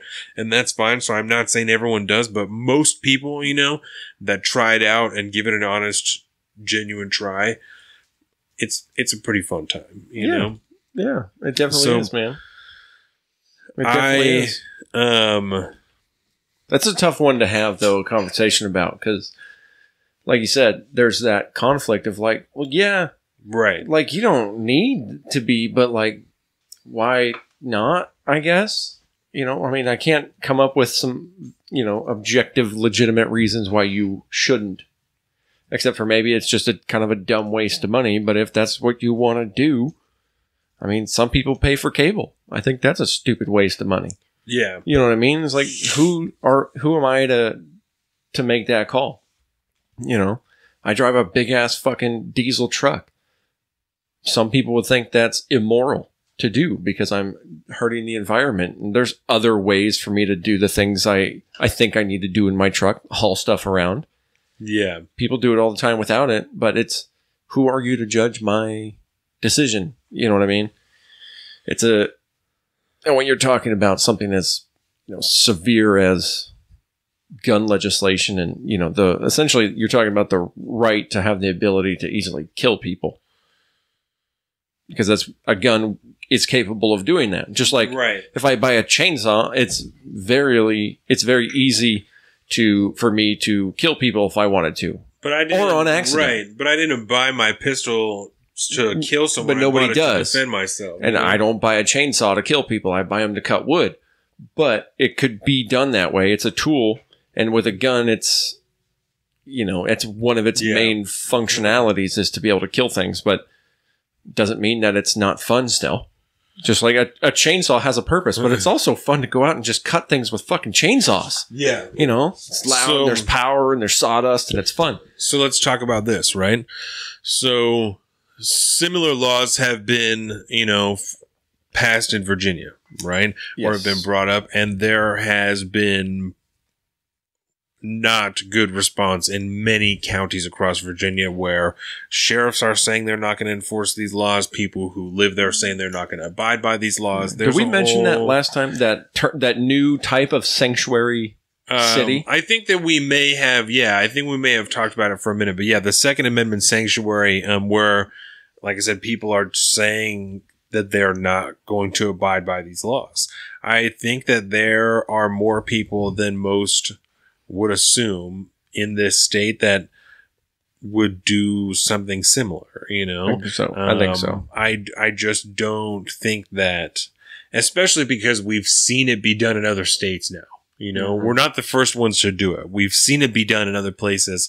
I think that especially in Eastern Washington, there's going to be a lot of people who you're not going to do this, and you're certainly not going to be able to separate, Eastern Washington like so many people want to do into Liberty, the separate state Liberty, but what's the capital of Liberty? I'm not sure. That's what I would want to know. Moses Lake, probably. Ooh. But highly biblical. So I don't I'm not sure how well this will go over. You know, I have a moderate level of concern. Obviously concerned that it's even being discussed, but only moderate because a lot of these things, like you said, have been discussed before and then don't get followed through. Which is strange to think, given the fact that what our current makeup of the legislature is. There is certainly a more left-leaning makeup of the legislature now. It's Democrats in the House and the Senate in our state. So And the executive. Yeah. So... And we, as far as our district courts and stuff go, we have a pretty liberal state court system too, given the fact that where the districts are, obviously. But yeah, you know, it's interesting. That was that guy that wrote the editorial in the Seattle Times went off about that. The fact that they've been in power for so many years and have failed to do this every time. Yeah, that kind of stuff gives me hope too, that we won't just go blindly into the night and good luck, roll the fucking dice. So I'm not saying that this makes it any better, but just in full disclosure, Ferguson and Inslee want to limit magazines to 10 rounds. This is from the Kitsap Sun article. The bill makes exceptions for law enforcement, military, and recreational shooting ranges, so you can still have those things if you've purchased them already at a recreational shooting range, and if you're a police officer, you can still have like a Glock 19, something like that. You can still carry a gun that has more than 10 rounds in it. So it'd be grandfathered in. Yeah, but you can't, if it's you and I would have to get different magazines for my gun that only have 10 rounds in them and not 15. So I can only carry one that has 10 rounds in it. I think that's strange. That's something that I've written to our own, representative about. And how do you enforce that? I mean, is it just... I don't know, man. The enforcement aspect of it, it's all different anyways. It's like, okay, maybe you just can't buy any more. Because, right, and that's, but I mean, as far as carrying it, right? Because they're illegal, I would imagine it would be illegal to carry it, you know? Yeah. Because I don't know how you... Just like when you go like duck hunting, you have a shotgun magazine that can hold up, let's say 6 rounds or something like that. But you have to have a plug in it so that you can only carry 2 rounds in the magazine plus 1 in the chamber. Well, so there's no serial number on this magazine. So I don't know how you would prove that this one, like if I'm carrying this, right, if this does get past this measure for the 10 round magazines, I would imagine that you could only carry a 10 round magazine with you, right? So I don't know how you would prove that this one, was purchased beforehand. Yeah. You know what I'm saying? Or when it was purchased. Yeah, that's what I mean. And like for enforcement, there's no way to, unless they just make it completely so, like you said, you can't carry with that magazine, regardless of whether you have it at home. When you go out in the public, you can't carry it. And so I can't carry it. And the only way that would be enforced is if I was to be stopped or pulled over. And, I, of course, would disclose that I have, But now that do I want to now? They will check you. But yeah, certainly will. But it would be a bad idea if I didn't, so I certainly, I would disclose that I had a firearm, and they're going to look probably to check to see how big the magazine is in it. And then I wonder. And it just puts more and more tension between the police and the civilians. I wonder if I can have a 15 round magazine with 10 rounds in it. Probably not. Because it's capable of doing that. Yeah. I mean, fuck, man. When I got my ticket, as long as there's not 5 more bullets in my car. Yeah, I had 2 rounds in the magazine and 1 in the chamber. Yeah. And because he had caught me as soon as we came out, and so we unloaded. I had 2, and I had pulled out the 1. Obviously, it was in my pocket, and so he unloaded, and he had 2. And he goes, "Okay, well, what's the problem here?" I was like, "What do you mean? What's the problem?" That's what I'm trying to figure out. Damn it! Fucking okay. I'm not even gonna say it, but I got them the Google Home thing. But yeah, so like I would assume that given the way the precedent has been set up to limited magazine capacity, you would have to either that or maybe they make some kind of a plug that you can put in your magazine that would make it impossible to load more than 10 rounds at a time. Yeah. Like maybe you put in, if you got a 15-round mag, maybe you have to put in 5 dowels the size of a bullet so that it takes up those spaces so that you obviously can't shoot more than that. Maybe that would work. Maybe it wouldn't. We'd have to wait until it actually became law, and then they'd have to figure out how to write it up. Yeah. Yeah, and then there's, like we said, there was another one they want to do that would require safety training for people who want a concealed pistol license, which I don't necessarily have a problem with as long as it's not cost prohibitive, Like that's one of the things I think is great about the Washington concealed pistol license is it's only $50, Like a lot of people who don't think you'd have to pay it all for it, that's whatever. I don't have any problem paying, to get a concealed pistol license. And so as long as it's not cost prohibitive, as long as it's not $250, the class you have to take to get certified to get this $50 pistol license, then I don't think that that's necessarily a problem. If you think of it in pure fiscal terms, there's no such thing as a free lunch. So that employee that fills out the paperwork or runs the background check or whatever, their time has to be compensated in some fashion, and whether that's in the realm of taxes that you pay that makes it so that you can go just do it for free, or you pay $50 up front and then you can do it there. You're going to have to pay in some fashion because people are involved in some capacity. I was looking online for the classes for I-1639, to get you certified for that. And there's free classes you can take online, and you just have like a virtual certification that you just have on your phone, and you just show that at the gun store when you want to buy, a semi-automatic rifle.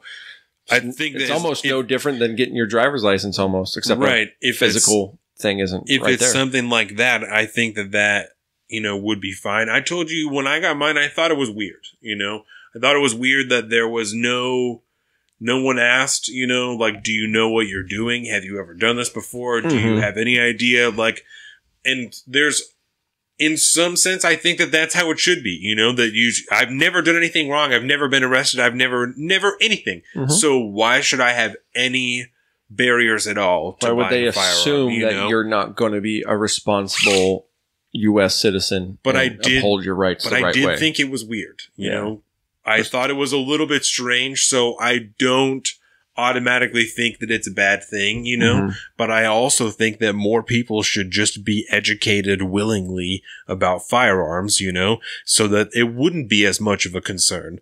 But there's, I don't know, so many people that I'm like, I don't know that I would want that person to be able to just go and buy a gun without someone having to make sure that they knew what they were doing, know?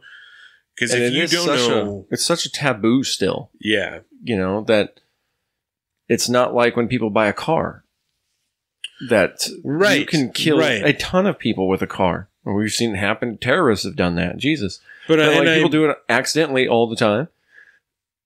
And you got to go through a test to do that. It kind of makes sense to me that we understand that you're probably going to be a good driver and responsible because you have a self-interest in not dying or going to jail. The same thing with a gun. You have a rational self-interest into knowing what you're doing before you buy that, but there's a lot of dumb people. Well, and I kind of want to, that's fine. I'll put up with that. Part of it, I think, is exposure, right? At least because, especially when compared to driving, right? Because everyone sees people driving. And so you see the things that you kind of should and you shouldn't do, but if you've never seen anyone shoot a gun before, then there's a lot of really, much less just carry one. Then there's a lot of common sense stuff that you haven't seen that you are not going to know, especially the way that it's portrayed in movies and shit like that. Nope. You're not going to know that you should never ever put your finger on the trigger unless you're ready to fire the gun, and that's what you're going to do. You're making that decision, right?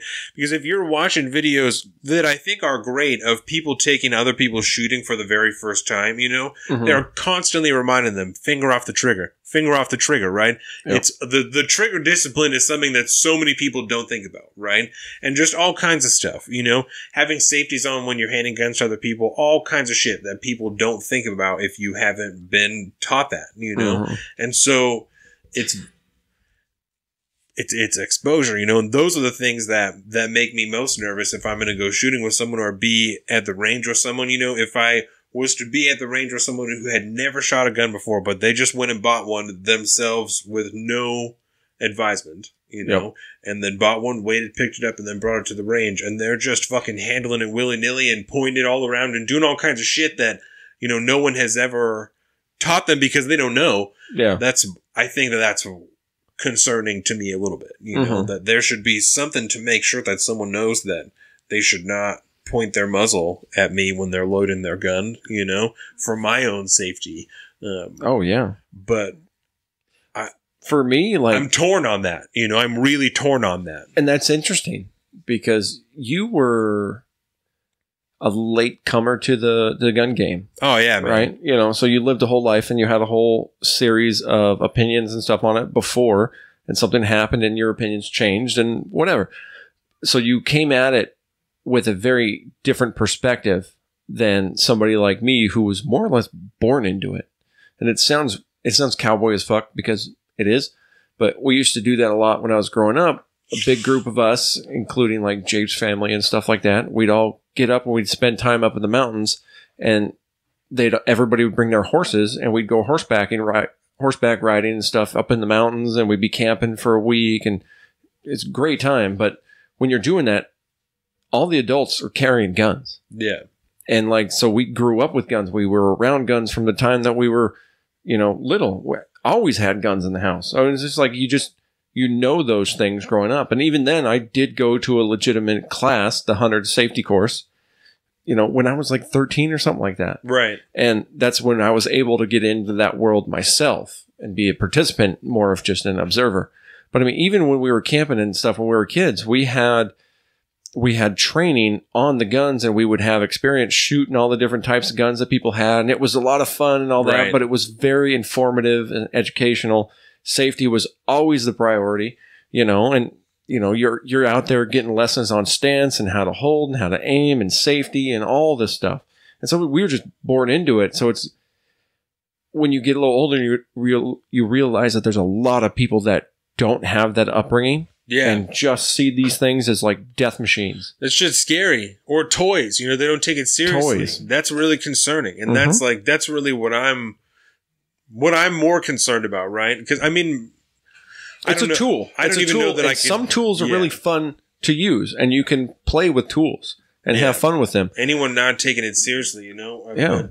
I guess I couldn't say more concerned, because if someone is too scared, then they're not going to be handling it confidently, which is almost just as dangerous, you know? Yeah. So, which is interesting too, because you have to be confident enough to hold that. Just like, well, a lot of people are afraid of power tools. Yeah. Because they're very dangerous and they're very powerful. I don't like power tools. I know, you know, I just don't. I work with manual tools because I just fucking table saws. I prefer it.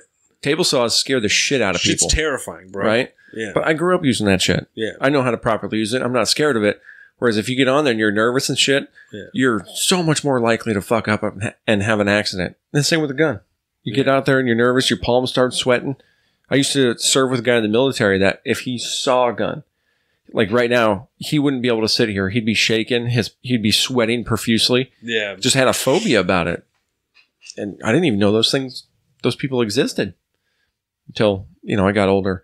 And then that impacted my perspective in an opposite manner that, you know, I think yours was impacted. And I think it's interesting how if you come at things through, you know, a true desire to want to be self-educated and better yourself, it's amazing what your perspectives can do, and where you can have like more right-wing people and left-wing people come together more in a centrist fashion, which is what we do here at Salted Streets. Exactly. Because now, you know, like you said, I used to come from when you and I first met. You know, we talked about this a lot of times. I never would have. We argued a lot. I never would have owned a gun, and now my son will be raised the same way that you were. You know, with exposure, with training, with awareness, and I'm gonna be one of these, you know, thousands of people that's rushing to a gun store before any of this shit takes place. You know, to make sure that I got mine. Like, so. Because even in the very, very, very unlikely situation of like a government collapse, fuck them. You know, you want to be ready. Yeah. And that also gives justification towards that guy that wants to own a 100-round drum magazine. Yeah. Maybe. It's very unlikely that would ever happen. But if you want to use it in a responsible manner at a range, or you just want to keep it just in case, who am I to say no? And that's where it gets complicated. They call that a life and liberty weapon, a life and liberty scenario. Yeah. Yep. Life and liberty scenario. That sounds like the Division. Did you ever play those games? I played like the beta, but I never bought them. No. Oh, yeah. I never played the first one, but Jake got me to buy Division 2 when it came out. It was a really fun game. Yeah. I like that world, too. Very post-apocalyptic. The government has fallen. It's a good time. I've been playing BioShock, yo. I bought the set of BioShock 1, 2, and 3. And so... I've never played those. Oh, dog. They're so sick. Good. Yeah, BioShock is great. Bethesda, right? No. 2K. Oh, 2K. shit. AAA title. Dog. Yeah, they're both really good. And I'm almost done with number 2. I'll probably finish it tonight. And then I'll start. You could borrow it if you want, because 1 and 2 were on one disc, and then 3 is on another one. So I actually have that set that I bought. Oh, you do? On PS3.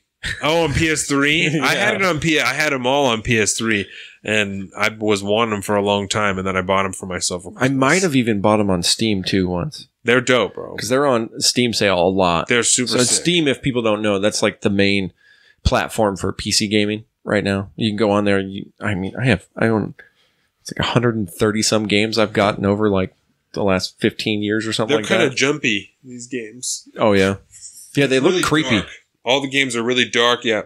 Excuse me. They're creepy. That little girl, man, freaks me out. And you got to murder them. You know, the thing about it is that given your stance on the crocodile hunter children, I'm not surprised you got to murder some kids. In the first one, you don't have to. You can either like murder them or save them. And when you save them, you just like brush their hair back, and then they look like regular girls again, and they go away. But in the second one, you play one of those big daddies, you know, like that's what your character is.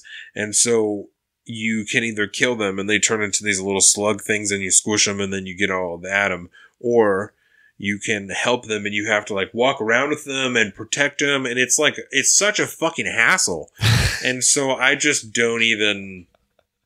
Fuck it. Whatever, dude. I'm wasting all these kids. I just kill them all the whole time because it's so much easier than having to deal with it the other way. I like it. So, I like your stance on it. It alters the ending of the game. Oh, that's cool. Depending on, you know, the ratio of how many little girls you've murdered as opposed to saving. So it's dark. The first time I played it, I made Jordan decide every time whether or not I was going to murder or save this little girl. She really didn't like it.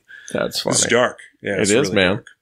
I've been waiting, and I'm surprised it hasn't come up yet. I want to get all the original Witcher games, because they ended up, from the sounds of it, they remastered the first one a while ago, and it's still kind of old school, but it's good enough to play.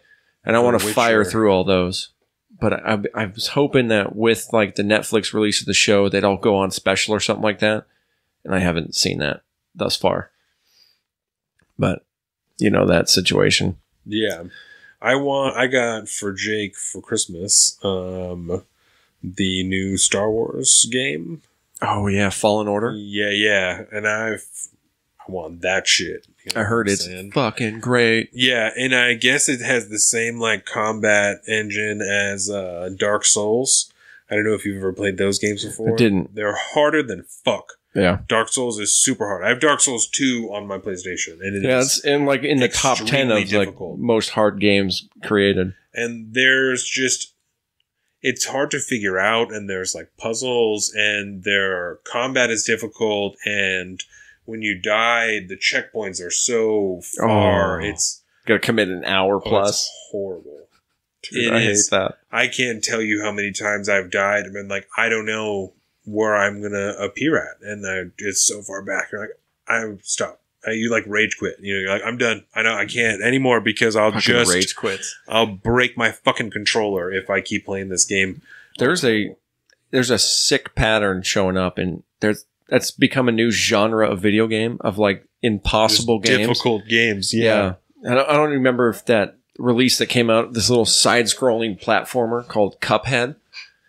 It's super retro, like old school, original, like Mickey Mouse cartoon style, real retro looking, but it's supposed to be one of the most difficult games out there, and it's designed to like fucking piss people off. Really? And I can't get it's a sick genre of video game to be coming out, but it's becoming more popular, and I hate that. That's fucked up. Because I'm not that good at video games, as it turns out, anymore.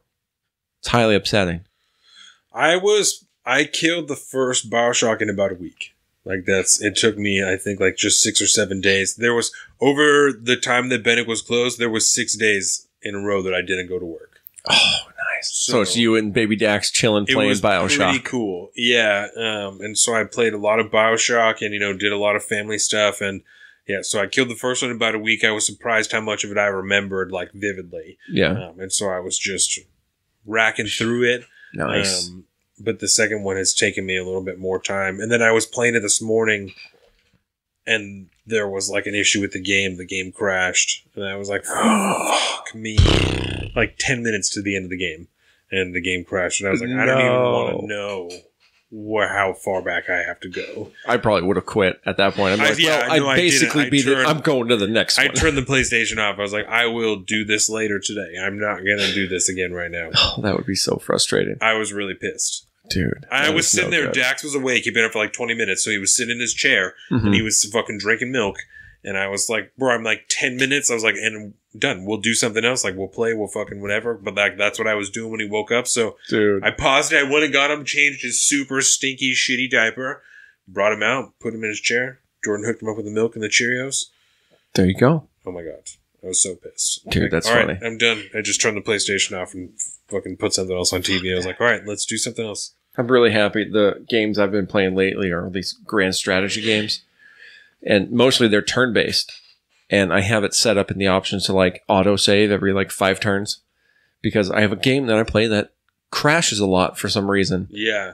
And I initially freaked out because I had played for like 2.5 hours one day. And then it fucking imploded. And I was like, oh my God, I didn't save. But it had auto-saved. And so I just bumped that up a little bit. So now if it crashes, no big deal. It's nice to not worry about. Because that shit sucks. That's horrible. It's nothing like wasting time and then finding out that time was wasted itself. So, Seahawks tomorrow. Yes, so we are going to talk about... See, we spring a little pop culture in there at the football. End. Yeah. Well, we talked about movies and stuff in the beginning. Yeah. So, sports... So playoff football. Last weekend was wild card weekend, right? Fucking pissed me off last weekend. What it did. That was some shit. And I watched parts of all of the games. I didn't get to watch. I watched almost all of the Patriots game, which was just fantastic. Yeah. Because who took them out? It was the fucking Titans. The Tennessee Titans. So, yeah. Brady brought low by Tennessee. That's pretty wild. NFL playoff schedules. So, let's see here, right? Oh, there's a game going on right now. The 49ers are leading. There's 13 minutes left in the fourth quarter, and the 49ers are up on the Vikings 27-10, which fucking blows. Tonight, the Titans play the Ravens at 5:15. That's going to be a great game. Ooh. So, last weekend, wildcard weekend, the first game was Bills at Texans. In the first half, the Bills came out screaming. They were balling. They were looking amazing. The Texans looked like shit. And then Deshaun Watson came out in the second half and was doing incredible Deshaun Watson things and was throwing touchdowns and was running all over the place. It was wild. Incredible. From what I heard, people that watched that were loving that game. Yep. And then that night, we got a new bed that day. Aaron and Michael are expecting their second child, and who is coming anytime now. And so they gave us the bed from their spare room, which is fucking awesome. That's dope. So we went and got that on Saturday, and so we were watching that game like as we were moving beds and stuff like that. And then we went to the yacht club that evening with them for dinner. It was delicious. And I watched the Titans Patriots game on that, and so I watched the Patriots lose, which made me so very happy. So satisfying. It's like when Cam Newton loses on steroids. That's what it feels like. The next day, the Vikings played the Saints, and the Vikings won, obviously, because they're playing the 49ers right now, which was a little bit of a shocker, but I guess it's just not in the cards for Drew Brees. Even though he has like the passing record, he has the touchdown record right now. Yep. He's incredible, and he's going to play for at least another year, probably 2 or 3 more years. So I'm excited for that. And then obviously the afternoon game was the Seahawks-Eagles, 17-9. The Seahawks looked terrible in the first half, as per the usual. The second half, Russell Wilson came out slanging all over the fucking field. Boom! It was incredible. Marshawn, had his smash-in touchdown, all that shit. So, and can I just say, I love being able to wear my Marshawn Lynch jersey and have him on the fucking field again. Oh. Yeah, I think that in the first game, week 17 against the 49ers, they got overhyped on Marshawn, and it didn't turn out well. No, it did not. But it seems to be working pretty okay right now, and I'm excited to see what happens this week. So obviously, like we said, Vikings playing the 49ers right now. They're losing 10-27. There's 12 and a half minutes left in the fourth quarter. Like, fuck the 49ers. But you got to give it to them. They've been playing great. I hate them. I know. Garoppolo did a lot of heavy lifting for me this year. And I am nothing but thankful for that.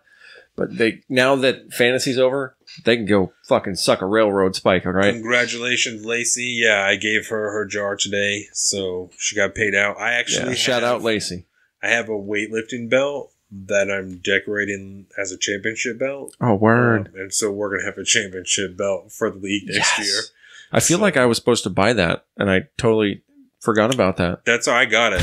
It was cheap. I'm not worried about it. Because I'm going to decorate it myself, so it's just a weightlifting belt. That I mean, you are the commish, too. That's going to have a lot of meaning going forth. Yeah, I'm going to put obviously, I'm going to put world champion on it.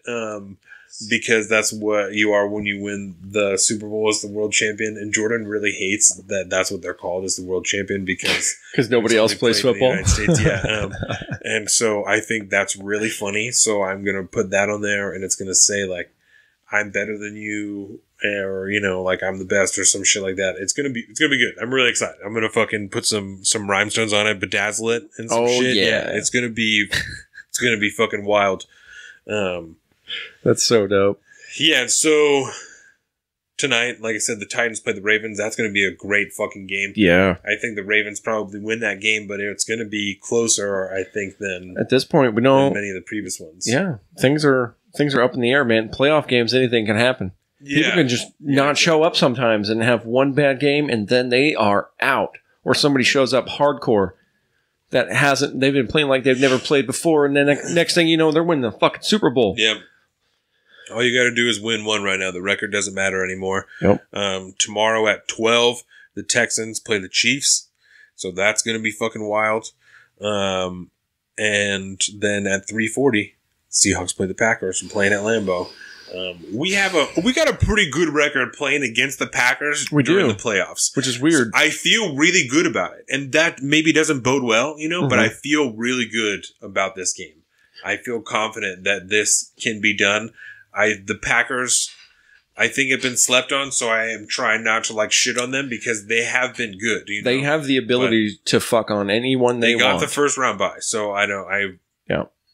And I think that we can do this. I don't want to I can't say that we will or will not win this game because with the Seahawks, unfortunately, you have no idea how they're going to play that day until they show up. Yeah. And last week, we saw them show up and fucking play football, and they won the game, right? The Eagles game, we did not show up to play football until halfway through the third quarter. Yeah. And then we fucked on them. And that won't work in the fucking playoffs. You need to show up ready to fucking play, and you need to play all game.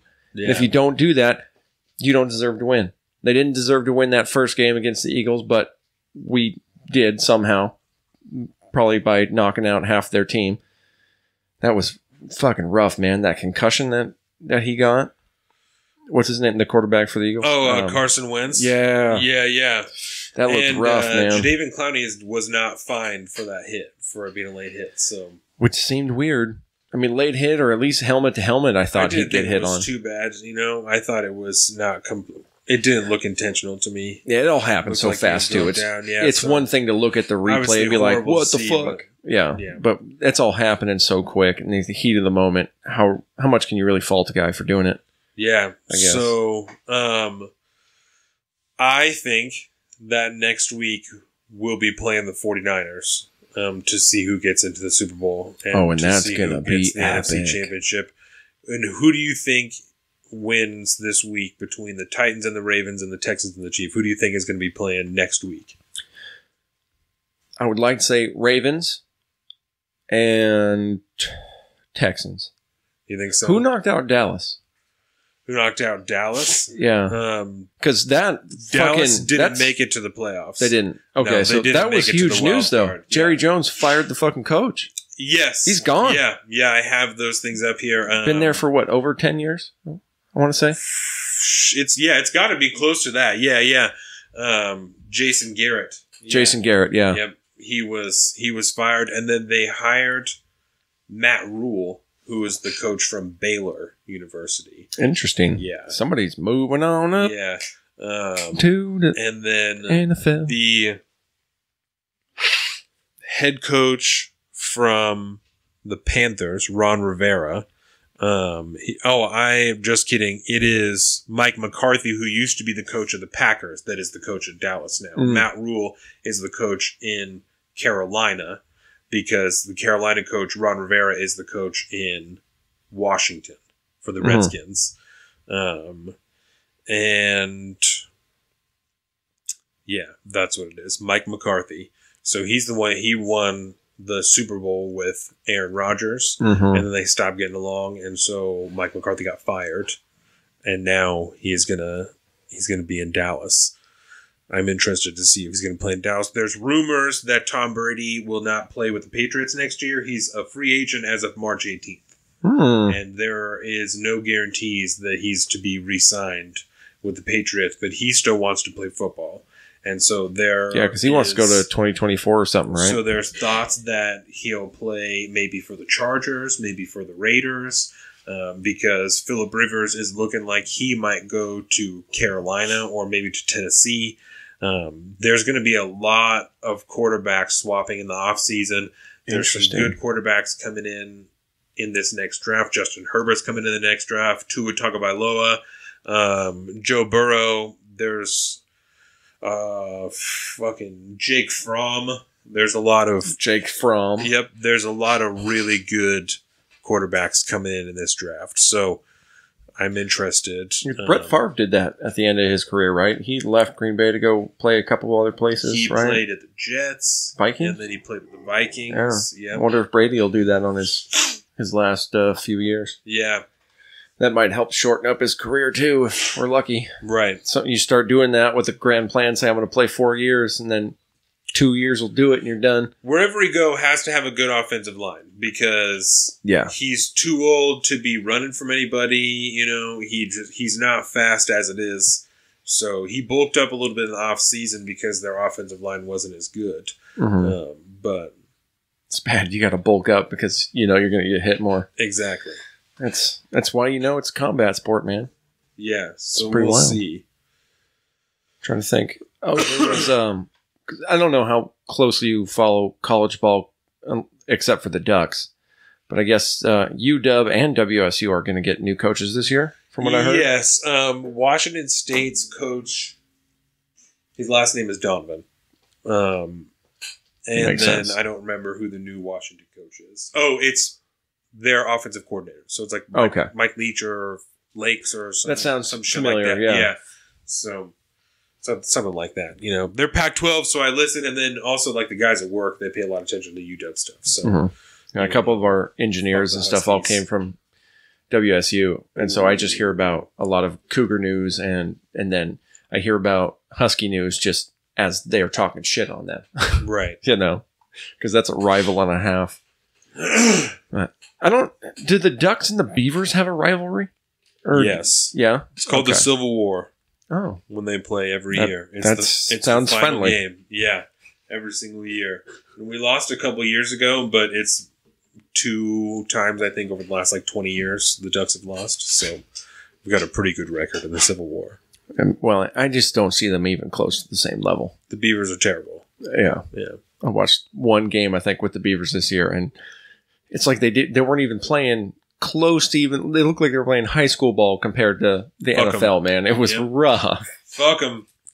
Oh man. So the Seahawks game is going to be broadcast on Fox, from what I saw earlier. I believe so. I got to figure out how the fuck I'm going to watch that. I think they'll. I don't know. Some streaming service will play it somewhere. I'm sure. I had to get a trial from was it like Fubo or something like that, Fobu or something last time to watch the 49ers game, but yeah, we'll see. I'll pick it up somehow. We used to have fucking I had Hulu Live TV for a while. Sling, yeah. Sling TV, and that gave me Sling TV pretty for a good while. access to sports. But I don't know, playoffs is a whole nother game. It is. You know? So I'm not sure. I'm kind of upset Facebook hasn't gotten in on it and broadcast one game like they did. Was that preseason or in the real season? Something like that. Yeah, Amazon too. Amazon does like Thursday Night Football, so that's nice. They need to get into the playoff streaming. Dude, that was so nice. That fucking being able to just have Amazon Prime to be like, click football. This is dope. Quality. Yeah, that was awesome. They're great at it too, man. The Thursday night games were better and better. You know, Mm-hmm. like Seattle's Thursday night game against the Rams was fucking incredible. That was one of the best games I watched all year. So, yeah, you talked about that. Yeah, I've heard a lot of people talk about that game. I love that shit. Yeah, man. So, I think that is about it. I don't know whether or not I have a line. I literally completely overlooked this. It's 2020, bro. We can make our own rules now. Let me look, and I'll see whether or not I do, because I swear to God, I completely forgot about it. I didn't even. All I'm saying is we spent 2 years doing this, and one person has gotten a shirt. One person. So we definitely don't lose anything by doing it. So I'm just gonna start a new. Just make it up on the fly. Let's do it. I'm just gonna start because I have one from a theme that I was gonna start, and I decided I wasn't gonna do it. Okay, so we have to guess the theme on this one, and you get a free T-shirt. Yeah, no. So not a theme. This is a show. This is a show that all these are going to be from. So we got to name the show that these lines are from, and you hit us up on the social medias, the email, the website, anything at all. If you with the right answer, and you will get a free T-shirt. What show that's from. So yeah, I'll start a new series of. So the theme for the last ones, those were all lines that Seth Rogen said in all his various different movies. That was a difficult one, which was so perfect sometimes. Yeah, the last show I even had to bleep something out. Oh yeah, which I'm not gonna lie. If you did listen to the last episode, you listened all the way through. There was like 4 or 5 bleeps at the end, and really all I did was say one word. And it sounded better if I pumped up the bleeps. It seemed funnier. So this is a TV show. We got to figure out what TV show this is from. Okay. Jeffrey, baby Jesus did not have a switchblade. I think that's rather a subjective opinion. We don't know that. You think he might have had a switchblade? Definitely. If they were invented at the time, baby Jesus had one. The 3 Kings brought one. Right?